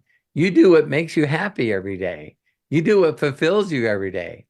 And it might not be what everybody else would like you to do, but that's their problem. That's not your problem. So we find all these people again that are just in their muse, right? In their happiness bubble, connected. And it's like, what do? I skip rocks. I skipped rocks. Well, what is that going to do for you? I don't know. I love skipping rocks. Wow, someone seen he was a rock skipper and did a video on him. Then he shows up on the news. And then someone says, we need to find something that entertains people. Well, why don't we put a field trip together and all the employees go out and this dude will show them how to skip rocks. I wonder how much he'll charge us. And isn't that funny, you guys? You hear this from a lot of the wealthiest people in the world. They go, I can't believe people pay me money to do what I would do anyway. This is what I do every day. And now people show up. Isn't that the definition of a podcaster? Isn't that the definition of a streamer? These people sit around and go, wow, they'll watch me play video games. Yeah. This is really amazing. So I love you, Bill. I love you too, brother. And thank you for today's video title. I've been doing one every day.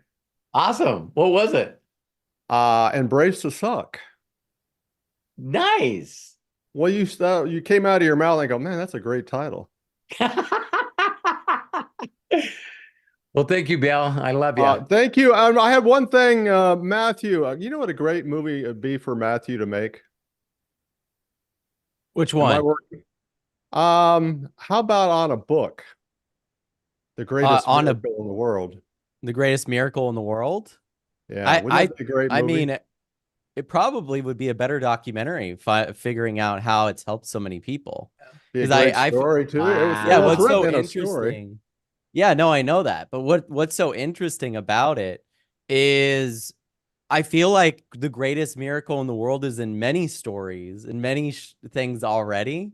Yeah. You just have to know the story and you see it. So it's like even the greatest miracle in the world is like one of those age-old stories of like loving your, like if you read the Tao or if you read Meditations by Marcus Aurelius, a lot of that stuff's in the greatest miracle in the world, just said in a newer, easier to digest way. Yeah. So I think it would work great as like a documentary like The Secret, talking about how these people have inspired and done a lot to inspire people. It's interesting because like they tried to make a movie out of The Secret at one point, and they ended up just doing like a documentary slash, they would shoot clips and scenes to go into the documentary.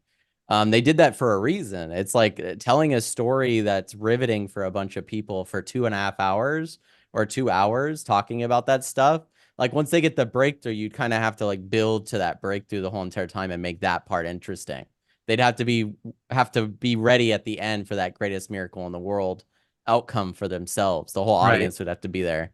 So, and Bill, and I was going to brought up- say something maybe you should make, Bill. Thank you.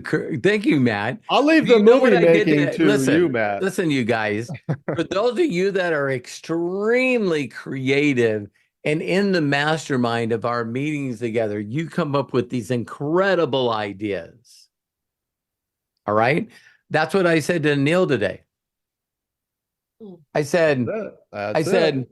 okay, so you're connected and you came up with this great idea. Do it. I'm not a movie maker, Matthew. No, but why do we always come up with great creative ideas for somebody else to fucking do? Why not? Well, I was going to say, here's the interesting Why thing not? about Why that not create one stuff. for yourself?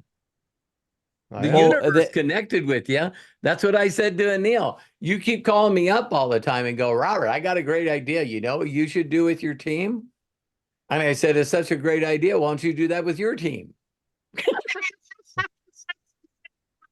Well, I was going to say too, what's really interesting, Bill, too, is you guys may not know this, but I'm not like, even though my dad talks about greatest miracle in the world and shares it with you guys, it's his gift. It isn't my gift. Correct. So it's also kind of different because for me, the greatest miracle in the world, the book itself didn't really do anything for me because I already believed a lot of the stuff the book was saying. It was more like I needed a book to figure out why I wasn't doing it on top of already believing that I was capable of it. I've always believed I was capable of great things. Thanks, Mom and Dad. But to accomplish those things and to believe in those things took a little more stoicism. Sure. Like I needed to be okay with the shit part of it, Yep. so to speak. And And what there's always always- ended up happening is I would want everything to go so well. And then when it didn't, I didn't think it wasn't like I wasn't a miracle anymore. It's like, why does this shit knock me down in the way that it does? I know I'm capable of it, but why does it take so much longer, so to speak? So for me, it was like more so going, yep, the suck is part of it just as much as the excitement is part of it. I had to accept the negative aspects of life, the anxiety aspects, all of those aspects before I would just kind of be like, oh, they don't exist, right? It's important to just like acknowledge that they exist. For me, at least. Some people can like keep themselves in a positive place, but when my mind goes negative, the greatest miracle in the world is not the book that helps me get out of it. It's for me to get out of that, I have to go, none of this fucking matters anyway. That's normally what I get. Well, that's why God made us all unique, Matthew. That's right. But see, that's the difficult part that I get to. I don't believe that. So because I don't believe that, I don't believe that like God made me unique or something like that, because I'm not from that same cloth of belief. Right. So that's where like different pieces work for different people. I've given meditations to people that are Marcus Aurelius's book that are Christian and they won't read it, or the Untethered Soul and they won't read it because these books have to do with more Buddhist principles or Tao principles that kind of go against praying to an almighty or whatever. So like it becomes difficult because when you have like different ideas for different people, right? Like that's always been a hard part for me because my dad is a believer, as you guys know. Yeah. So for him, he's like, well, I know what you are, but if he's giving me the greatest miracle in the world, going, you just got to believe that you're a miracle and you're determined to be here. I'm like, Dad, you've been telling me that shit since I was born. So I was lucky enough to have parents that had said that to me.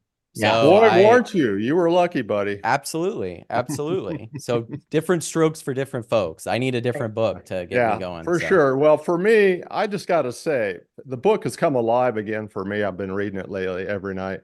And for me, it's a way of life. It's a story about life and a way to live. And I love that. Yeah. I think that that's one of the things. I love when someone has the Bible or any of these things and they become such a positive and loving and caring person because of it, or the greatest miracle in the world, or any of these things, I think that that's the beauty of it, right? So like I'm all for that. And that's why I've come up with that theory. I know that I've shared it with you guys before, but I said this just recently to a guy that's really successful. And I said, have you ever wondered why everybody has like, you ask them what their top 5 books are, or what their top 3 books are. And I said, the reason that they're all different is because you made the decision to not want to live your life like this anymore before you found the book. So, everyone's got a different book because they made the decision before they found the book, or found the mentor, or found the coach. So if Abraham Hicks was not that person for me, I love her stuff, but I'm not connected to her. Does that make sense? It was like Abraham Hicks was a catapult to get me to the next level. Because when I seen Abraham Hicks, and I knew this about my mentor, it's like, you guys have seen this with other people. They just got the it factor. Yeah. They just got this magnetism about them, this charisma about them. And the reason that they do is they're just walking in the flow, man. They're just so, I had some great people to look up to and go, wow, this guy's ability to connect with the crowd is what I wanted. I didn't want the 62 grand check. I didn't want thousands and thousands of people in my organization. I didn't want to be a presenter. I didn't want to be a trainer. I wanted that it factor. I wanted the ability for people to see that I was connected, so they knew, like, and trusted me, so I could help them to the next level to make it to their lives. Now, I decided to get good at what he did because that's what he made the money at. You know what I mean? But that's why people don't understand me, because my gift again is to connect and get people connected before I close them on a package. See what I mean? And that's my way. That's my way. That's not other people's way. It's like, mom, I always say mom and I, my wife and I watch, the Sunday morning all the time. And it's like, it's pretty bizarre that everyone's got an opposite thought that you have, and they just exist. And I was seeing that, all these kids now that they're trying, Biden's trying to get them to get a relief on their student loan. And I know that, people feel different about every issue. And I never even opened my mouth to tell Terry how I felt about it. It's like, I've listened to enough people to find out that banks came up with the concept of a mortgage. Yeah, they're the only ones that make money on it. They came up with this whole bullshit that the American dream and pride is to own your own home, so that you could pay them 3 to 4 times more money for the home than that it's worth. Yeah. It's a product. And people go, hang on a minute. You know what I mean? Well, then if it is a product, which I know it is, then that means how much money can you make? So that's why the mortgages are getting higher and higher and higher and higher. So now all of a sudden people are like, well, this market's slowing down a little bit. What do we do? Well, what if we came out with houses that were like 3-bedroom, 4-bedroom homes that had a backyard, and we'll just make it so a person can lock in a multi-year contract on renting. And now there's these giant developments with thousands of homes in them, where people now can go and just rent that home until they die or do whatever. So here's my thought on student loans. It was another product that the bank came up with to fuck everybody. And guess who's in on it? The universities. Yep. So that's why people are upset. While everything else has gone up in inflation, Nothing. Listen to me closely. Nothing has gone up more percentage-wise in the last 10 years than the cost of an education. Nothing. And so why wouldn't you come up with a loan program? I'm 18. I'm an adult. Hey, you want to get educated? I sure do. Let's see if you qualify for this $250,000 loan that takes you 21 years to pay back. That individual couldn't get a loan for fucking anything else. Nothing. Car, home, nothing. But they're brand new in school. And it's like, you do want to get educated, don't you? Well, yeah, I want a good job. Well, here's a piece of paper. Why don't you sign over 80,000, 120,000? So when I hear that the government, against all the people that are Republican, say, that's bullshit. I got a loan. I had to pay it off. You were under the stress that these kids are. You're not. A house costs more, car costs more, everything costs more, and they're not getting paid as much. The chances of them paying that loan off is really zero. Her best friend, Jolie, just finally paid her loan off. Yeah. From nursing, she's an RN. I think she paid it off like last year, like 25 years. And I bet you the loan 60 years old in comparison. Yeah. What, Matt? Well, I would guarantee you that the loan was for way less than in comparison than it would be Oh, now. totally. Yeah. Totally. Yeah. But now the loans that these kids are getting are at, what is it, 6.37%? Yeah, they're like never pay off loans. I said in chat. They have no. This is the thing, is that it's a bubble, just like the housing bubble. Yep. None of the younger kids have the jobs nor the care to pay any of these loans. True. It's Yeah, just and then a they matter get of out, time and then before they just get fall through out it. because they had their imagination to get a college degree. They get a college degree, everyone's happy, including them. And then they take their imagination and go, now I get to go out, do a bunch of resumes and get a $120,000 job. No. Yeah, the illusion. No, of we're gonna that pay. was... We're gonna pay you peanuts because we can. Yeah, the illusion of that was sold in like commercials and everything. It's like, go get an education, go get a degree, and unfortunately, like we can't predict what will happen in the future.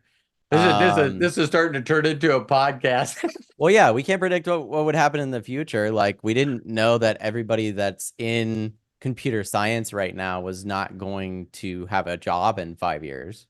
Like, we'd all assume that because it's such like a big new age job, now it's like, okay, now we got to get rid of computer science and get prompt engineers in there, right? Like, anytime there's something new, it's just important to be like, oh, I'm excited about this new thing. What can I learn about it? And make sure you actually are excited about it. Don't FOMO yourself into learning shit, because you're probably not going to learn it. Yeah. Yeah. And like I told Kyle, when he makes the decision, when we all make the decision, what we really truly want to do with the rest of our lives, sometimes we got it figured out what we're doing now, but that can change in the future. And so I told Kyle that, because I'm watching stuff and educating myself, that they did an interview with these 3 kids, and they just walked up to him. It was this guy, you probably seen him, where he walks up to people and asks them how much they make. Holy crap, you're driving this Rolls Royce. What do you do for a living? Right. And then he asked them a couple of tips. Right. So he ran into these 3 kids. I forget what they were driving. And he goes, what do you guys do? And all of them made over $200,000. He goes, well, I make 240. The other guy said 200. And the other guy says, I'm close to 300. And he goes, what do you do? And he said, man, when all of a sudden they allowed us to work at home, there's companies that you can apply for that will train you to do exactly what they need you to do. Then the next step, if you're going to work at home, here's your project. This is your project for the week. You knock out that project in a day, the rest of the week is off. We need you. They were going to train you. Then we need you to do this project. And if you do, you got the rest of the week off. So all three of them said that they did the same thing. Once they figured out that they could do a project within a day and a half, then why not get a job with another company? Yeah. And do a day and a half of that one, Yep. and then go with another company. So all of them had 3 jobs to work when they wanted to. The company paid them, and they were getting paid by all 3 jobs. And I'm going, that's the world we live in today. So I told Kyle, and he's ready, man. We'll find a company, they'll train him, and they'll pay him. And he can do what he wants when he wants. So great. We better get going. Let's move on. Thank Get you, Bill. going. So Bill, thank you. I've officially extracted my cranium from my gluteus maximus. I love you, Bill. You mean a lot to You too, me. brother. You bet. You too. Bill, thank you so very much. Okay, Robert, we've got 2 people with their hands up, Santa Corky and Sandy Baker. Is that all right? Yeah. Let's knock him out. We went on a tangent there. We gotta. All right, Sandy Sandy's first. Sandy's the kind of person that we should always let her go first, because she usually has one question. I can answer quick, then she's done. Let's find out. Sandy, go right ahead. Hi, badasses. That's my new intro. Hi, badasses. Hi, badass. Love Okay. it. So, 2 things. First, I told you I was going to reread this, and I am reading it. It's just taking me forever, but I am reading it. But Matt, thank you for saying what you said, because that is more me, and I ordered that book already. There you go. Yeah. That's great to hear, because you talking about Untethered Soul? Yes. I love that book. Hannah brought that book to me, and she was actually I think she got a recommendation from that book from her therapist, but I don't remember where that book came to her. But I remember seeing her go through Untethered Soul and the impact that it made on her. It's so good at like getting you to stop overthinking and being anxious and be more present. Like it's like such a book on presentness. Yes, it's more. I was reading about it, and it's more like me. It's more like my energy healing for me. So it's more me. Yeah. So Perfect. So I got that. Thank you for recommending that. Did you know, Sandy? I don't know if Terry knew this. Sandy's a witch. I am a witch. Awesome. Sometimes people say it with a B in the front, but yes, I am a witch. Hey, same sister. High five. High five. But if you see the plaques and stuff around, Sandy's into, energy and Reiki, and she just Love that she stuff. just loves all this stuff, and it's like I'm proud of her. I love that stuff too. I love that stuff too. So the second thing is I have 3. So that was 1. So number 2 is, it's me. I'm the course maker here. It's me. So I listen to you, and I listen to you, and today I really listened to you.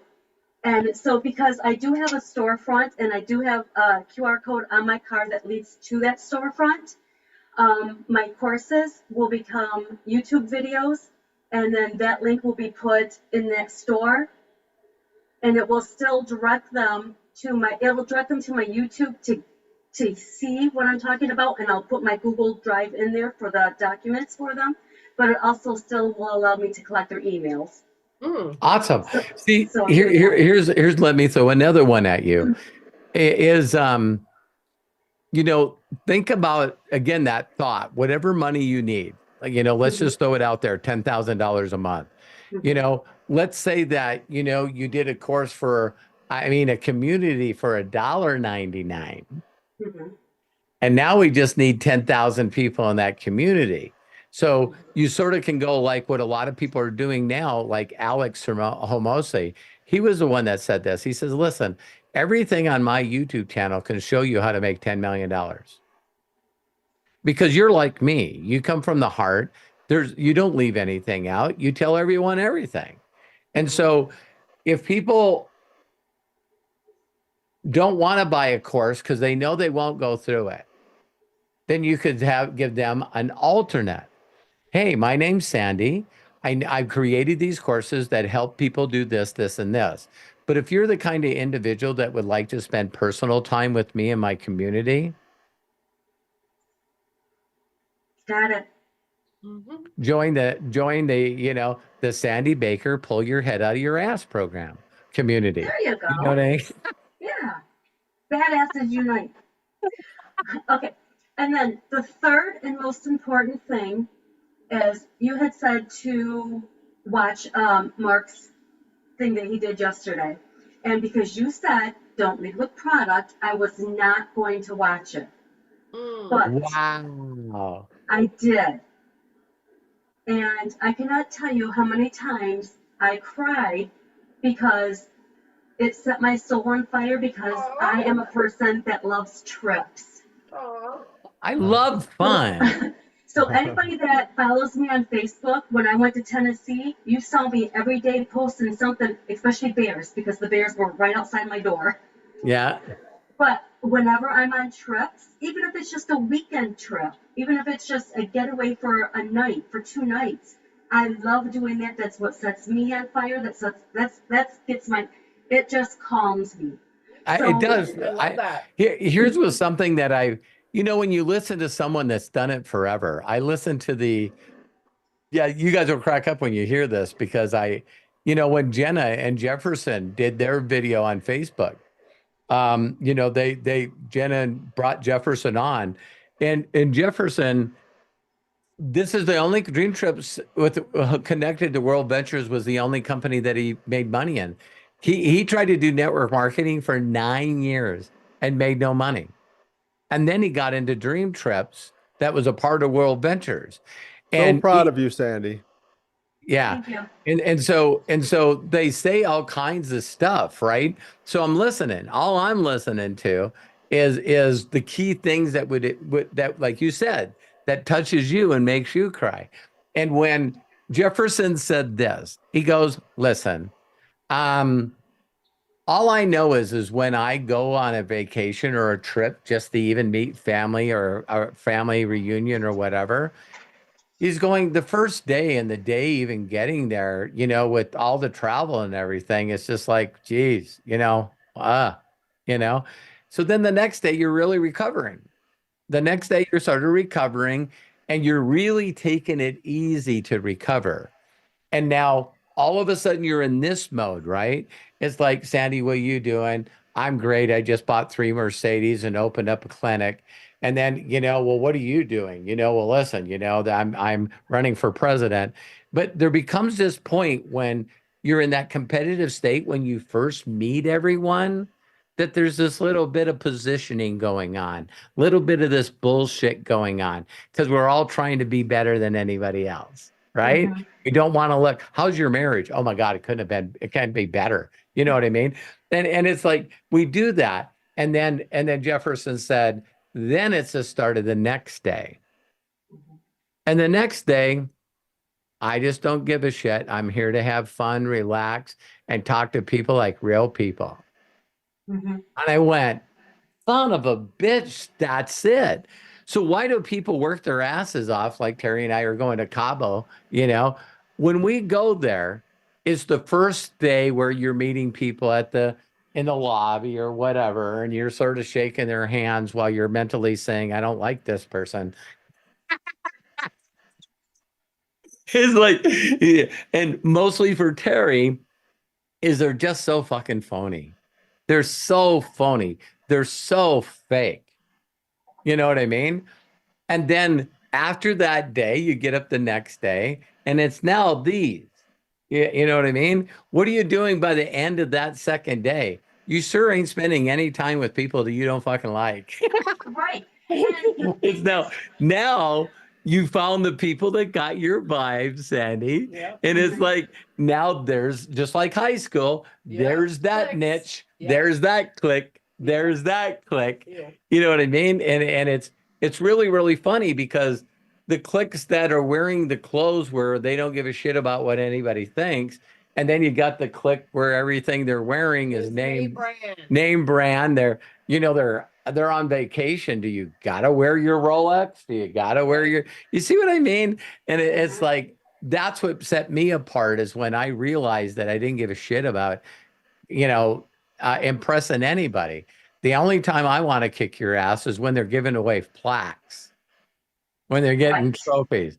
And everybody's like, how the fuck does that guy keep doing that? Right. If you were asking me how I did it, I would say I give a shit about people.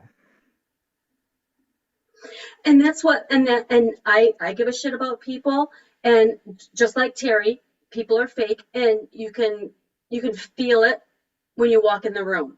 Yep. And so a lot of people sit there and say, I hear them, she's such a bitch. I'm not a bitch. I just don't want to talk to you because I don't like your energy. Just get away from me. I don't Right. want to deal with you. Yep. But yeah, and then Mark said that I wrote it down. He said, take the network marketing lingo out of your mouth. Mm. Yeah, all the language. He said, take that out. So traveling and vacationing, that's something I can talk about, and I can be like me. Yeah. And so I'm going to kick ass now. Awesome. Yeah. Well, here's the other thing that I love about that. When Anil and I got off of that and we basically talked, he goes, guess what I'm going to do? And I said, tell me. Yeah. I said, tell me. And he said, I'm going to go through every hard drive that I have, and I'm going to find every vacation picture that I can find. And he says, I'm going to bury people with, wow, just, hey, look at this video, look at this thing, and just talk about all the night. Because, when you really have your head right, I've never been on a company trip and not had fun. Right. Because Josh and Jenna are fun. Yeah, I Cannabis Cowboy, he's fun. But what most people call me is, wow, when you get around a convention and stuff, you really are a loner.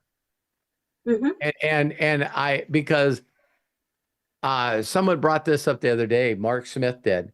He goes, he was talking to me and Anil, and he said this. He goes, you know what I hated about conventions? I couldn't spend any time with my wife and my kids because it's all work. Conventions are work. And he goes, so why would my wife be happy with a convention? Oh, do you want me to just come around? You got to stand back over here. So when and you guys have been on conventions with me, right? And then the company tries to do business. So it's like, well, listen, let's all get together for lunch. Let's the Imaginators and the inner circles all get together. And you guys, I don't move. So people can find me. I'm wearing my flowered shirt. And then you get this whole group around us, and we're trying to figure out where we're going to go eat. And there's always a number of people that are different personality traits, and they go, found the restaurant, already got it taken care of, blah, blah, blah, blah, blah. And I'm going, awesome. I love this. And then as I'm doing this, I get a text on my phone, and it's from Chris Baum. And it's like all the people in the jerk off circle. I'm sorry. I meant I did mean to say that. They're all meeting in another room to talk about their agenda that no one else agrees with. I've never said that to anybody. So you go in a room with people, with a lot of people that should be producing, because Terry told me not to use the word leader anymore. Okay. So I'm walking in a room and there's only two people in the room: producers and wannabes. And guess who has the best things that we should do? The wannabes. The wannabes. Because the people that are producing is like, don't change nothing. Don't change nothing. Terry's always said, our third year in the business, we made $1.2 million. So what does her mind say? Throw away everything. Can we go back? Let's go back to where you're making, $198,000 in a month. Let's go back there. Yeah. Right. The good thing about that is that at lunch we got to see Terry. Yes. And the barbecue was really good. It was good. Oh, Yummy. stop it. And he just Stop had it. probably half a sandwich or something. Stop it. Right. Yeah. I love you, Sandy. Thanks for sharing Thank those. you. Those are huge. I Believe it or not, I had Matt right before we got on here. I was sending him videos that I found on the Dream Trip site, that Dream Trip's YouTube site. And I found their videos. I don't know if they were under shorts or where they are, but I seen where they had like 29 to 30-second clips on all the Dream Trips they've already taken. Wow. I'm still in awe. I'm still in them all. I'm putting them on my YouTube channel. Well, I'm just gonna go, like Anil said, and I was gonna go and just get all my vacations because I haven't been out of the country except for, driving through Canada to New York State, but I can take all my pictures and I can just splice them together and there's my Yes. little reel. Yep, absolutely. And then you're just telling people, hey, you know what? The next dream trip we have is to Greece, and I can show you how to get it free. Come trip with us. I don't want to leave. I don't want to leave. Guess what? Their largest dream trips, when you guys think that, like I say to Matt, everything for me is like, I'm just divinely guided. So where is the most people in dream trips right now that are leaders? In Hungary. That's right. Are you freaking kidding me? Listen, imagine this in your home city. So the Hungarians go on there, and I tell people to do this, search something close to you. Close to you. Mm-hmm. So I found this Hungarian trip when I first told them about dream trips, and I sent it to them. And I said, do you guys know where this resort is and their stuff is? It'd be like in the United States going, hey, Sandy, have you ever been to the Ritz-Carlton in Dana Point, California? Nope. And right away you hear Four Seasons or Ritz-Carlton. You're like, one day I'll make enough money to freaking stay there for a night. Right. It's just out there. And she said, there's not a person in Hungary and Europe that doesn't know about this resort. It's the nicest spa in Hungary. It's like top level. And then I said, so 5 days and 4 nights at this place for $199 US, is that a good deal? You're lying. No, I'm not. No, I'm not. Look at this. And I send them the link and they're going, everyone on my team's going. And they're going to a resort that's in their city. Thanks for saying that, because I'm 15 minutes from Lake Michigan and I'm 2.5 hours from Chicago. Oh, wow. So thank you for saying that. Yeah. Awesome. So for people that don't want to travel, right? You find out this nice place in Chicago, and people, isn't it funny? All rural people, want to go to the big city. When I grew up, it was Minneapolis. Oh my God, if I could ever get to Minneapolis, big city, you know what I mean? But everyone knows what their local stuff is. And it's this thing that we always have done where let's just get away. Sandy, let's screw this. Except for getting crazy. Let's just go, have a couple of nights and spend the weekend in this place and this stuff. Now, when people can upgrade their stay at a place, oh my God, then for her anniversary, the Ritz-Carlton that we talked about, I've got a place for her at Ritz-Carlton, and the ocean. This is how big the suite is. You got an ocean view from 3 sides of the suite. When people go, I don't even know if that's possible. It is. So this was all. Then you walked on the side and you could see this way in the ocean. Oh my God, the balcony went around, and we had a really, really, really nice time. You know what I mean? So it's neat to have, thoughts like that you could take your spouse or whatever. And so, yeah, we'll learn to really, really sell this and not sell it. Again, my statement when I was in travel all the time, people would say, what do you do, Sandy? And I go, and this is what I would say. I would say, I help people create memories that take their breath away. Because an elevator pitch is something that you can say in seconds. An elevator pitch is something that you can say in seconds, and they stop and go, I need just a little more information on what you just said. See, that's a perfect hook. That's a perfect hook. What are you talking about? Say that again. Okay. When people ask me, what do you do? And I say, I help people create memories that takes their breath away. Moments, memories that will take your breath away. Experiences. Yeah. And as soon as they would say that, they go, well, tell me more about that. And I go, when it comes to the point where we're laying in our deathbed, we all know that we can't take it with us. But I can't tell you how many snapshots I got in my head from looking at my wife with a big smile on her face, hugging a dolphin, or Chased by a big pig. That was scary. Something with the pigs, we were the only ones there, and they are big, and they come out and they are hungry, and I wouldn't get out of the boat. It was so scary. And Terry and I were in the water, probably about a little over waist deep.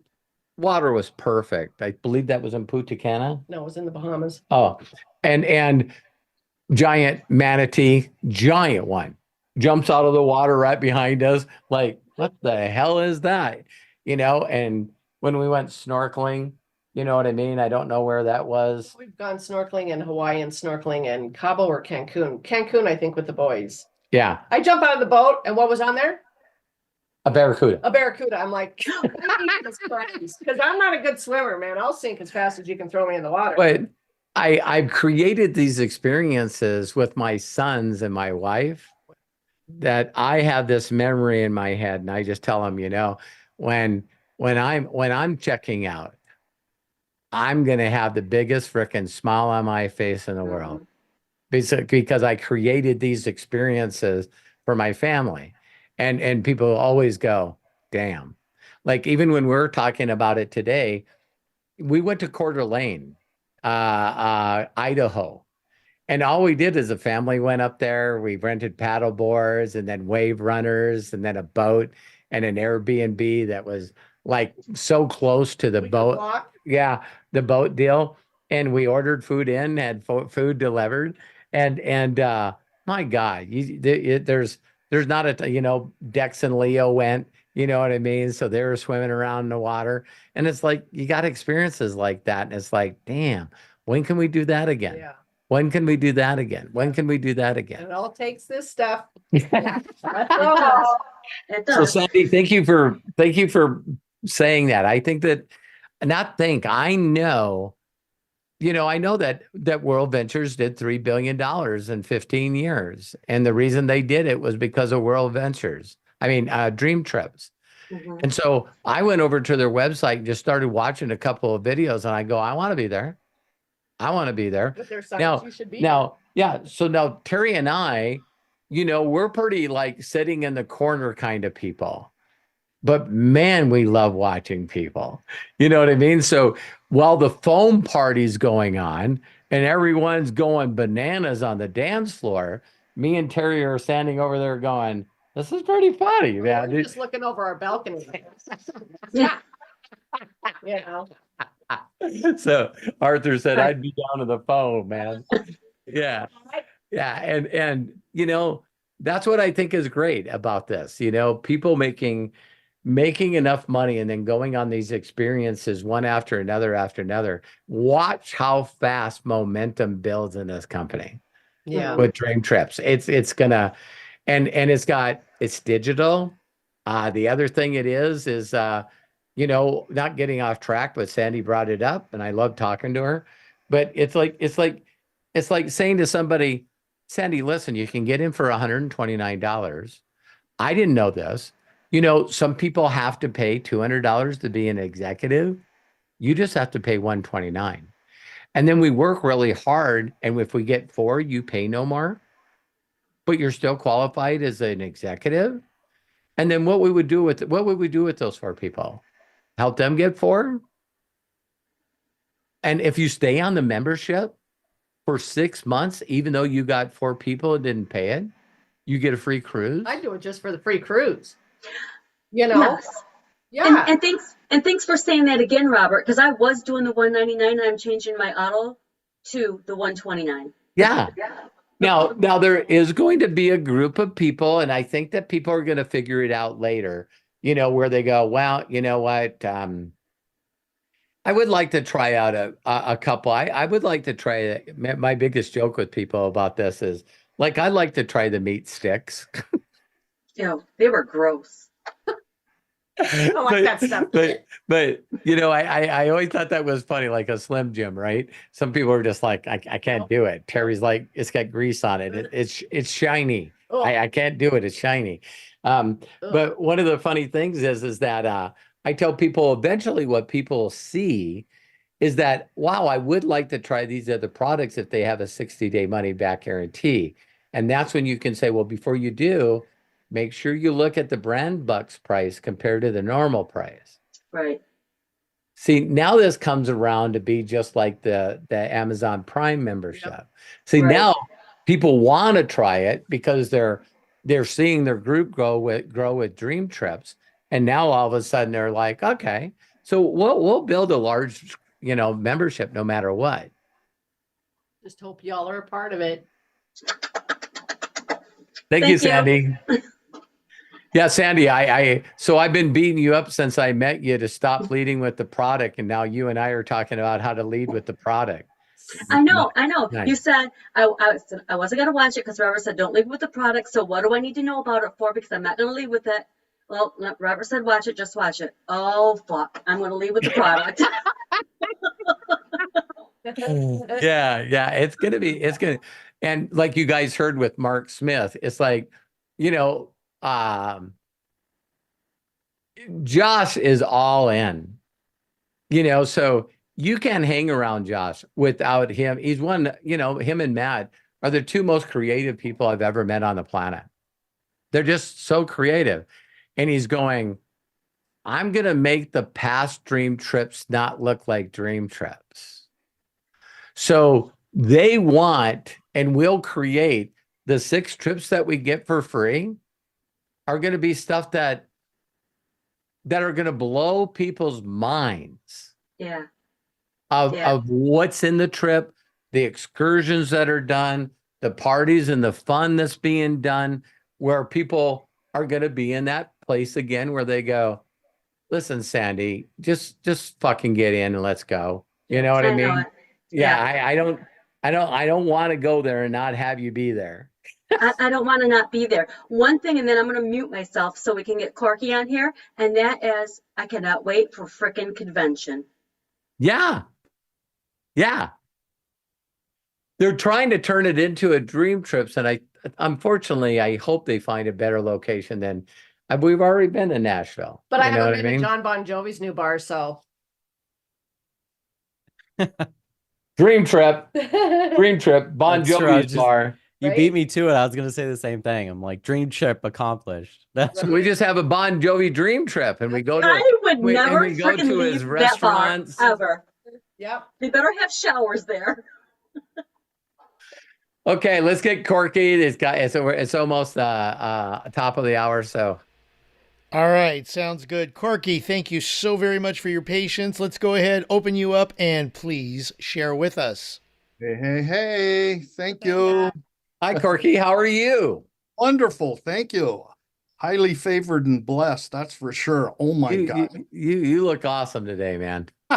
Hey, this is kind of my new thing because I always get asked, what is Santa? Where do you like to go on vacation? I mean, this happens all the time. Wow. I got me a cheap Hawaiian shirt. I've had this for a while, but I just ordered while we were talking 2 more that are coming because I actually started wearing Hawaiian shirts back in the 90s. Oh man. Everybody was asking. I had to have my mother-in-law at the time make the Hawaiian shirts for me because back in the 90s they didn't have, I mean, it wasn't a thing, early 90s. Sure. You had to go to Hawaii to get them. Yeah. Right, exactly. The ABC store. Yeah. The ABC store. Yes. So Yeah, I So can't this wait to is- take Matt there because he's not going to like wearing exactly the same shirt that I have. right. Isn't that what you got to do in Hawaii? The girls wear dresses and skirts and the guys wear shirts and every one of them match, right? Yeah. I was gonna say I have a couple of Hawaiian shirts. Let's do but it. Let's do it. That sounds like an awesome. Get one for the Matt, dogs. they're the same pattern. The whole I family mean- with the same pattern. Now you got to get Sounds one like for a the family dogs. photo. Right. Go ahead, Corky. Go ahead, Corky. Yeah, I want to tell Matthew thanks. I got to be on that first call that where Roaring Kitty came back on. Yeah. It was like, man, I felt like this was a legendary time to be. It was like an internet moment without a shadow of a Yes, doubt. Like that 600,000 was people were cool. watching him. That was cool. It was very cool. Yeah, I didn't understand a whole lot of what he was talking about, but it was just really Me cool. neither. Thank you for keeping us forefront on that. I appreciate that for an old dude that's trying to figure his way Right. through this new world. I just love the AI. I got the 4.0. I even did the thing where the guy talks to you back and forth. I showed my son that yesterday, so it was really fun. It was really cool. Yeah, I love it too. Thank It's you great. so much. I wish I could dive in more on learning more about that, but kind of like Coach Bob is, I just have so many other things going on. But Yeah, I have taken get it. a lot of I think that's advice good from, though. yeah. We're doing a thing now. If you guys don't mind me I have a question. I have a couple of them, but Okay. we're actually going to start a series. But being around, and Craig would know, being around the movie industry right now is just like nuts. It's absolutely chaos what these people are going through and all over the I was place. gonna Oh, say yeah. the money men are freaking out because the creative Big people are gonna time. have Big time. they don't need them Yeah. anymore. So Yeah, A lot of things are happening in the industry. Mhm. right. I was on with a producer and a writer. We're going to start writing our own stuff instead of waiting for these. I've got, stuff where You're a script writer now too, what's is that? what you're saying. All right, I said you're writing a screenplay or as a book, or what are you guys up to writing? No, well, that we did a short story. Everything just seems to involve. But the thing is, Yeah. we're doing Short stories are harder to write than long stories. Well, we're going to do So a much easier to come up with more stuff than it is to be like, no, this is enough. Stop it. So- right. Yeah, no kidding. No kidding. But rather than mess with all these people that out there in that industry, what we come together is to do our own series, a movie series on YouTube. I don't know if you've had any Great idea. on Yeah. that, but that's kind of where that has been going, is to just start a series on that and see where that goes, see if it gets some traction. And we're going to center it around my life story as a recovering guy. And then we're going to bring it in with Spread the Cheer. It looks like we just got the okay that she wanted to meet with us. So that the founder of Spread the Cheer. So Things are moving in the right direction. But what is happening in the world of social media? These movie stars are not making it out there, so they're coming into social media. Wow. And that's where it's making it tough for us little guys, is these bigger people are coming in. And well, the thing is, the voiceover world.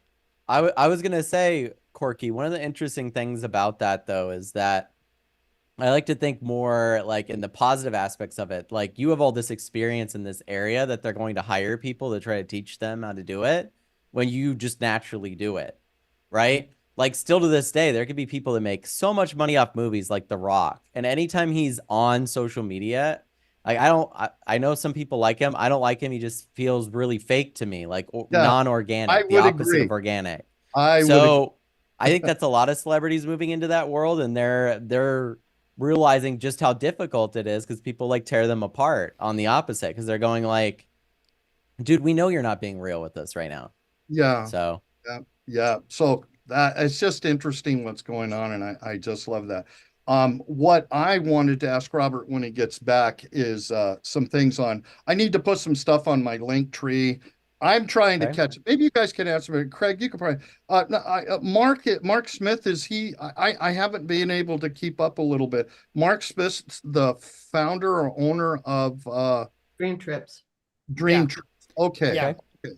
He's and the key person behind it. Yes. There's a video out there that. Well, I posted the 2.5 hour training a little while ago in the chats. Oh, you did? Yes. It's called Dream Trips Academy. Okay. But it's in the chat. It's in both the YouTube chat and the Zoom chat. And then I'll put it in the post description below as soon as we're done. Okay.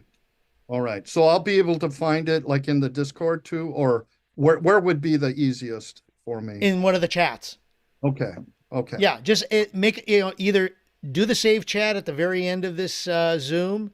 I'll Okay. do you one better. I just I don't know posted it where in to chat find again. it. I don't know where Yeah. to find it. I was gonna Matt say if just you open posted up the if you open up Yeah, the Zoom Matt just chat, Corky, posted it. there's the link directly there. I'll post it in our Telegram chat that we have too, That would Corky. be great. The other Okay. one There you go. with the same thing as Jefferson. I don't know who Jefferson is. He's been in our club for a while, our company, right? I believe Jefferson Santos was one of the key other key people in Dream Trips. Oh, okay. Yeah.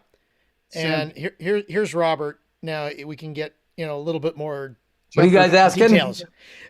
Jefferson Santos. Now, where was he?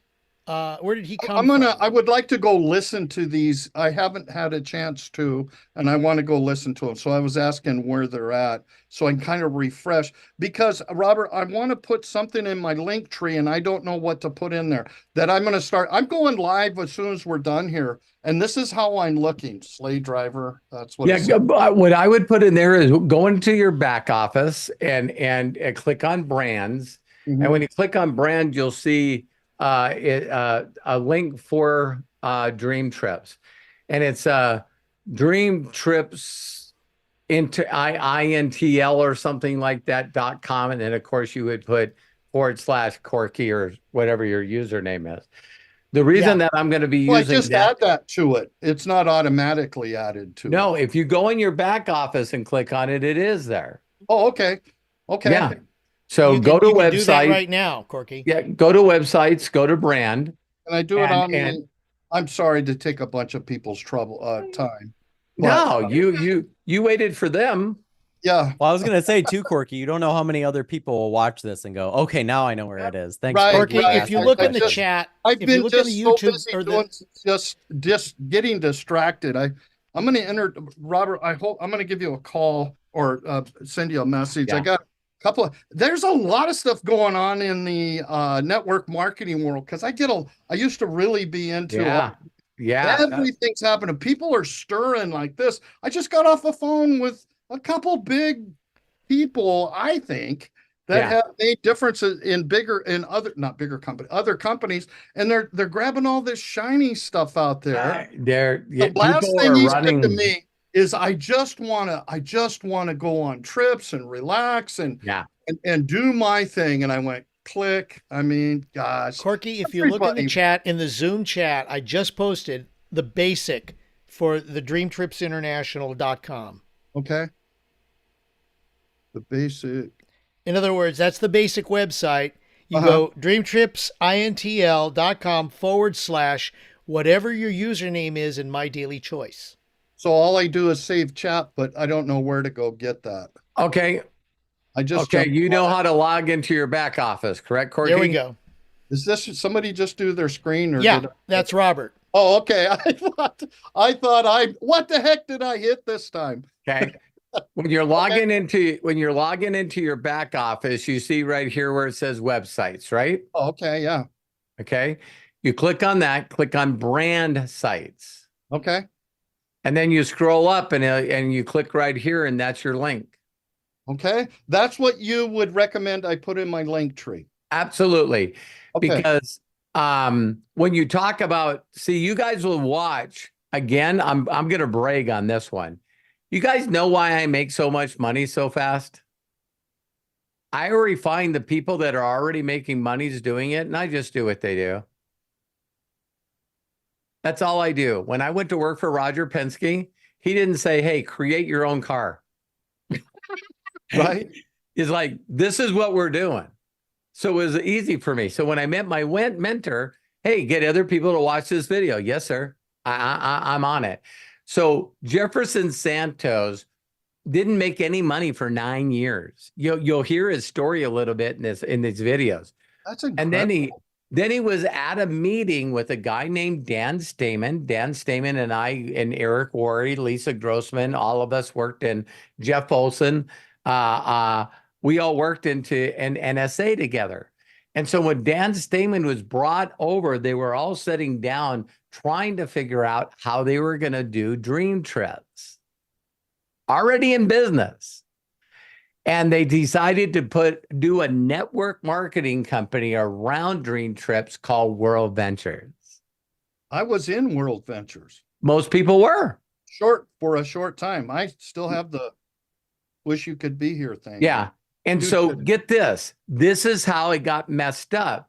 World Ventures tried to get everybody to buy packages and learn to use the portal, the Right. travel portal.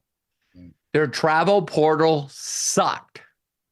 Oh, yeah. So a bunch of people went, God, we're trying to teach these people to be travel agents, and we're trying to teach them how to, book their own travel. And Dream Trip said, why don't we just put the package together? We've been doing this our whole life. And then we'll just put dream trips together and people can go on dream trips. And the company exploded. Their best year was 982 million. They did 3 billion. Listen, you guys, 3 billion in sales and had 5 million subscribers. Now, here's the thing that will blow you away. Listen closely. A majority of the people wanted nothing to do with World Ventures. All the people that were signing up for dream trips, that the number one question that people answered, Corky, is it okay if I become a member in the number one travel club in the world? Because I don't want to do this pyramid shit. Yeah, I don't want anything to do with it. And people are like, absolutely, you could just be a member. And then we all go on these group trips together. So here's the thing that I tell leaders, right? Is go, do you use incentive trips in your company to get people to do productions so they can get a free trip? Yeah. We do that 6 times a year. Powerful. So you can become a member of Dream Trips and promote the trip that's happening in Budapest, 5 days, 4 nights at that spa. Corky, guess how much it costs? What? $199 per person? Yeah. That's what you tell all your people in your team and another network marketing. We're all going to this trip together. Now, if you're a real true leader and you're making money, anybody on this Zoom right now, any one of you that hit 25K, I'll pay for that trip for you. Get 25K and I'll pay for that trip for you. So now you teach other leaders how to use dream trips. So I know leaders that had dream trip memberships for 8 years and never joined World Ventures. Oh, wow. Because they looked at it for another reason. Man, what a great place to meet some amazing people that I can cross recruit. It's like, this is the who's who of network marketing that are going on these trips. You want to meet somebody that you can try to pull into your thing? See, it's okay for them to be a Dream Trips member to still be in another company. So that's why everybody's excited. For those of you that are money motivated like me and Terry, the top reps, I believe this was in 2018, 2019. They had people that were just Dream Trips members that were making $400,000 a month. Jefferson Santos, out of the 5 million subscribers in Dream Trips, 3 million were under him. Wow. Wow. So just caught it at Jefferson Santos made $15 million in 15 years with Dream Trips. So that's why I'm going to listen to him and Mark. Yep. I have no problem. Let them do the heavy lifting. I have no, now they're doing, how many of you guys know that most network marketers don't think this is network marketing unless they have a live webinar? Dream Trips does 3 a week. Dream Trips does 3 live webinar Zooms a week to talk about Dream Trips. Wow. Then the one we just recorded, that was, I'll send you a Corky. The one that was just recorded, his wife, Tammy, gets on because she is the CEO Rovia. That's the 19-year-old backbone. And she comes on like Josh does at the beginning of every month, the first Saturday of every month. And what she does is tell you about all the dream trips that are happening this month. Wow. We're going here, we're going here, we're going to this one, we're going to this one, and this one. And then she says, you know, here's when you have to register for this one. Here's the one that you have to register for this one. So people see not only the dream trips is so incredible, but they also see the inexpensive of the trip. And that's where everybody really gets, that's where everyone gets confused. They try to say, is how many of you attempted to try to market High Life Travel? That's every other network marketing company. Right. Because, hey, Arthur, I'm marketing High Life Travel. It's discounted travel. Oh, really? How much does an air flight cost from where I live to LA? I think they said there's really no savings on air flights. Okay. Then what? Well, they say you can go to Expedia and Travelocity, and then if you go to this site, you can save a more percentage. So you want me to look at multiple sites before I make a decision when I already have reward points with Expedia? I'm not changing brands. Well, that didn't go really well. But hey, Arthur, I have a prepaid travel card for you. I'll send you a prepaid travel card. And he goes, it doesn't matter. I ain't using that portal.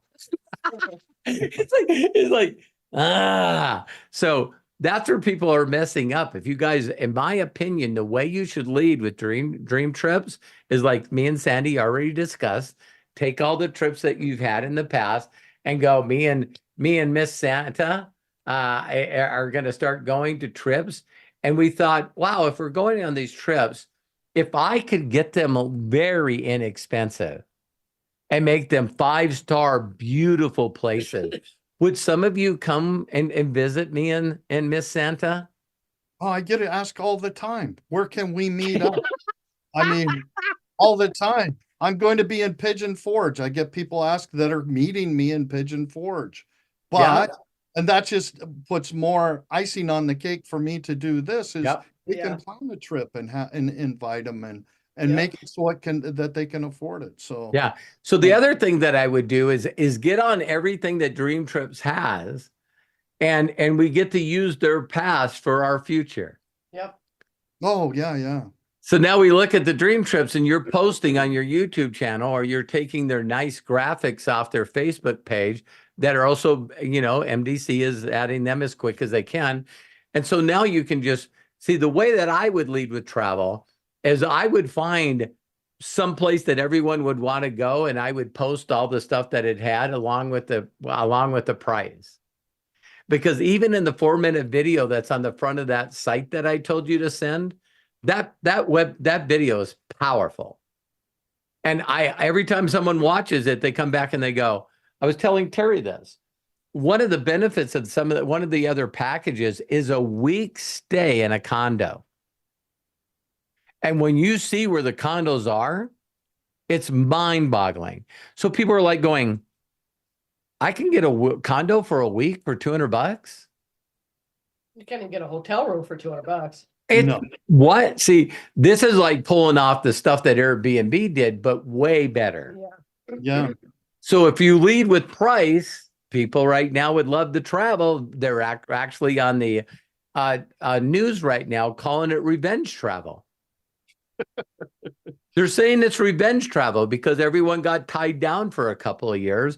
Now we've gone through a year of some economic difficulties. And now every time you see anything, Memorial Day, whatever holiday, it's a record. Yep.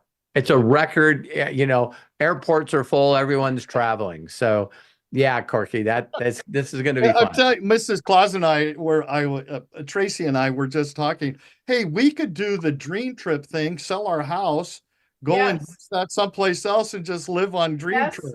Yes. Listen to this. Listen to this. We could pull it off. Josh and Cruises was one of them. Yeah. Okay. Yeah. I've heard of people, instead of going into retirement homes, Yeah, they book 6 months trips, right. 6-month cruises. So here's an idea I think I shared with you guys, but I'll do it again, is, we had this phrase, we would call it paycation. Yes. And people go, what a vacation is. I get paid to travel. I get paid to go on vacation. You know what I mean? So Mark is coming up with a thing, him and Josh, and it's going to be called workcation. All right. So now imagine people that work from their home, work from Wi-Fi. So what do the places have to have? Really good Wi-Fi, even on the beach. Right. All right. Yeah. So you can rent a suite Beach money. with a balcony that's like 1,000 square foot balcony that you sit on and look over the beach. And the work vacation would be, that month's stay would be $2,000. Right. Yeah. And 5-star resorts that wait on you hand and foot. And if you needed to stay an extra month, you just stay there. So now you got all these people that are work from home people. It's like, I don't have a phone. I mean, I don't have a home right now. I go to Cabo for a week. Then I go to Paris for a week. Then I go to Fiji for, see, I said weeks, months. It cost me $2,000 a month. That's cheaper than rent and mortgage. And I'm in a resort that's all inclusive. My alcohol's free. My food is free. So Yeah. just go from place to place all over the world. We Hey, talked about it. looks like Arthur's doing another live from Dubai. Him and his wife are in Dubai. Anything else, Corky? I know we've been on I here just long. wanted to thank you for your advice. I thought I was going to get this bunch of stuff of what I should do, and what Robert says, intentively seek God, or that, my higher power, God as I choose him, intentively seek that. And I've done that, and just be you. And that was it. That was his, just go out and do it. And things are happening. Things are coming. Good. For those of you that are connected, imagine this. This is what got me on this path for you guys. Because I'm taking you all with me, whether you want to or not. You know what I mean? But here's the whole concept. Can you imagine working your butt off, doing your best to do what you need to do to get connected? Right? Yeah. Okay, you're connected. And whatever that connection you believe says, here's your path. Mm-hmm. And you go, well, I seen this one guy doing a course on how to increase your YouTube channel. And if you really believe that connection is your Heavenly Father, Mm-hmm. we got to be making him feel just like I've felt as a father. Mm-hmm. You pour all this wisdom in them. You tell them what they need to do, what they need to stay away from. And damn it, if they're not going to learn those lessons on their own. Yep. You just sit back and go. All of a sudden, call comes in, hey, can you come bail me out of jail? What happened? Those guys you told me not to hang around with? Yeah, we all got in trouble. Enjoy your stay. And it's like, hey, if you're not going to listen to me then, you're not going to listen to me now. Find another person to get you out of jail.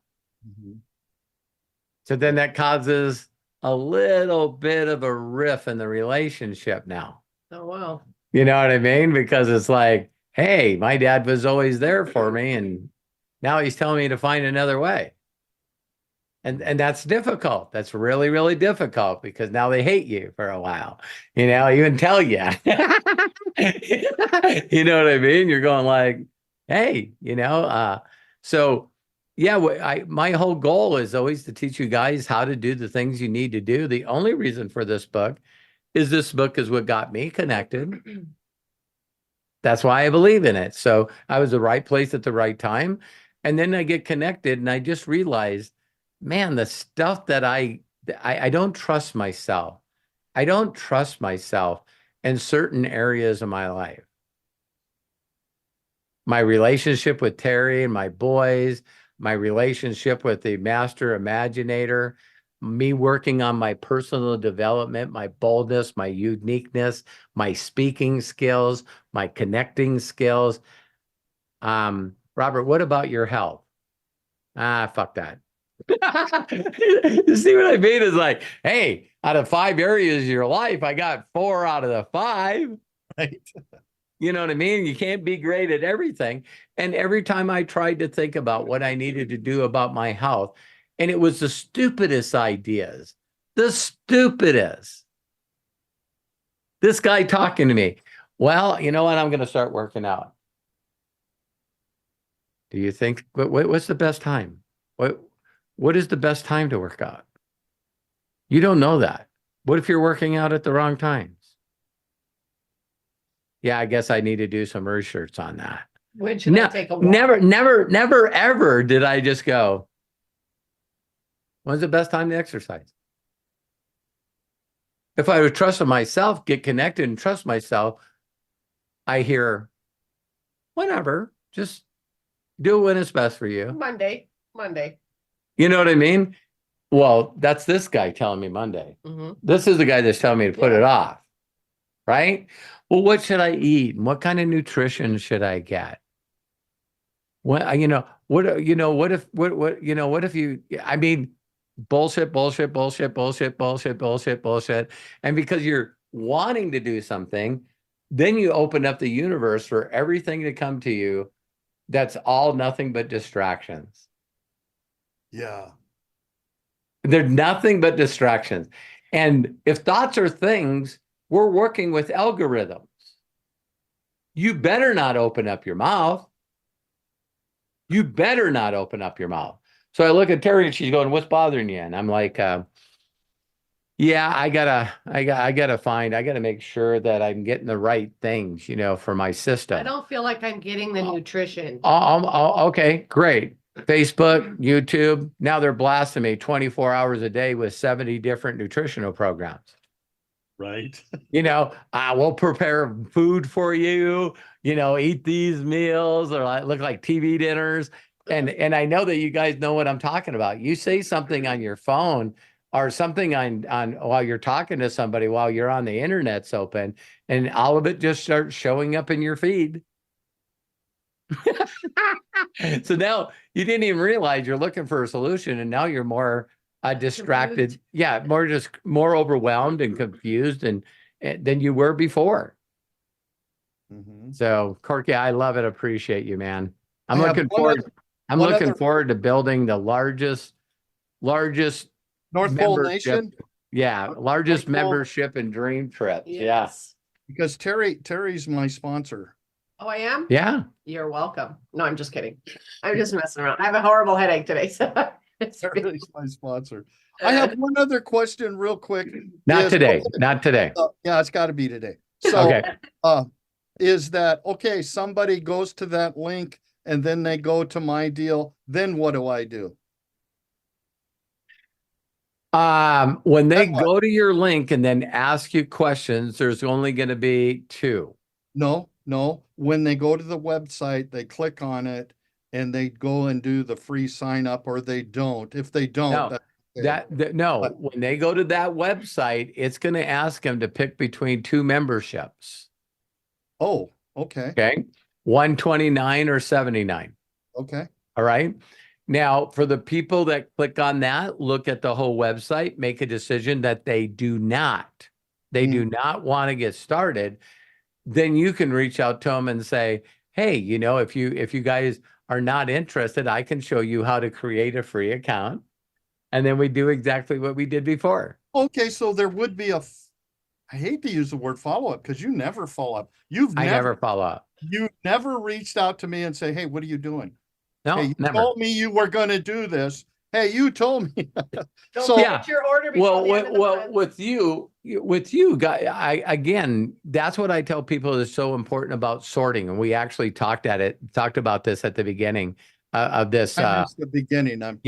So go and watch it, because when you find people that just want to do it, let's just focus on them, Corky. Right. Okay. Yeah. No, I agree. That's a lot more. If people reach out to you and say, I wanted to join that, but I don't have the money. Right. Then you can say to them, listen, let me hook you up with my business partner, Robert Hollis, and he'll show you how you can make money without putting money in. Okay. That's what I was waiting for is how do I start sending him to you? Because I've never built a huge network marketing. I want to take You're gonna build a large membership this time. right. No, I am. Yeah. It's full steam now. Awesome. All right. Yeah. Okay. Thank you, everyone. Craig, God let's bless. Thank you, Corky. Thank you, Corky. Bless you, and thank you so very much. Wow, what a great Imaginators. I was going to say ask me anything, but okay. What Nah, a that great was yesterday, Imaginators. Craig. Oh, I knew I forgot something. Darn It's it. probably, yeah. I was like, where's Craig? Oh, wow. That's how you got mixed up, 'cause Matt you did a weren't there good to job. say it yesterday. Yes, so yes, he that's did. why it was I've- in your memory. Yeah, no, I watched the replay, and Matt did an amazing job. Thanks, So, Craig. thank you. Learn from very the much. best. So Bless you, my friend. Got to give shout outs to all the participants today. Coach Bob, Bill Shoemaker, Sandy Baker, Santa Corky, and got to do a quick shout out. Oh, and of course, Matt Hollis. I mean, my gosh, we couldn't have done this without you, Matt. And Terry. Peter Gouveia. Dude. Ladies and gentlemen, I think it's time to sing the once a year special song for Mr. Peter Gouveia, as noted by Linda. Peter, where are you? Where are you? Turn on. There you are. Okay, I got you. All right, so let's. Happy birthday to you. Hey, do you need to Happy unmute everyone? Birthday Yeah. to you. Yeah, Got it. All right, start over. Yes, start 1, off. 2, 3. Happy birthday to you. Happy birthday to you. birthday Happy birthday, dear to Peter. you. Happy birthday to you. Happy Happy birthday, birthday, dear Peter. Peter. Happy birthday birthday to And many more. Absolutely. Love you. Happy Love you, birthday. You have a Peter. great day, Peter. All right. Well, as we wrap this Imaginators up, ladies and gentlemen, just a quick reminder, if you want to save all of the information in the chat in Zoom, go ahead, click the 3 dots next to in the meeting chat next to Imaginators, and then click on Save Chat. It will download to your computer as we conclude. Also, I will post all of the links that we have shared in the post description on YouTube so you can catch up on those. And look forward to seeing you throughout the week, every day at 12 noon Pacific for Going Lives. And then Wednesday, of course, we have our Unlimited Wisdom podcast and so much more to happen. Thank you so much for being part of our Imaginators group. Please, share the wealth. Have people join in, roberthollis.com/join. Until next time. And thank you, Matt Hollis, for being our executive producer, our man behind the scenes. Robert, Terry, bless you. Thank you so very much for being here, for being our guides and being just great people. And thank you for joining us. We appreciate you. We love you. Until next time, please be good to yourselves. Be cash. Bye-bye. And I'm going to re-unmute everybody so we can all say so long for the weekend. Thank you, everybody. Happy So Sunday. long. Thanks, Mom and Dad. Sunday. Love you Everybody all. here. Connection. Got the connection. Happy Love you Sunday. Connection guys. time. See you soon. Happy birthday, Great Peter. Imaginators. I believe in you. You can do it. I believe in you. See you, Peter and Appreciate Linda. you See too. you, Peter and Linda. See you, Peter and Linda. It's like, I was going to say, maybe we should have sang birthday like 3 times for Peter. There you go. He's Oh, happy there we 3 are. times. Yeah. hey, hi, Deanne. Hi, Deanne. Hi, Melody. Hi, Peter. Thank you, Daniel. Thank Arthur. you guys so much. Appreciate you, Arthur. Thank you, Matt. Thank you, Craig.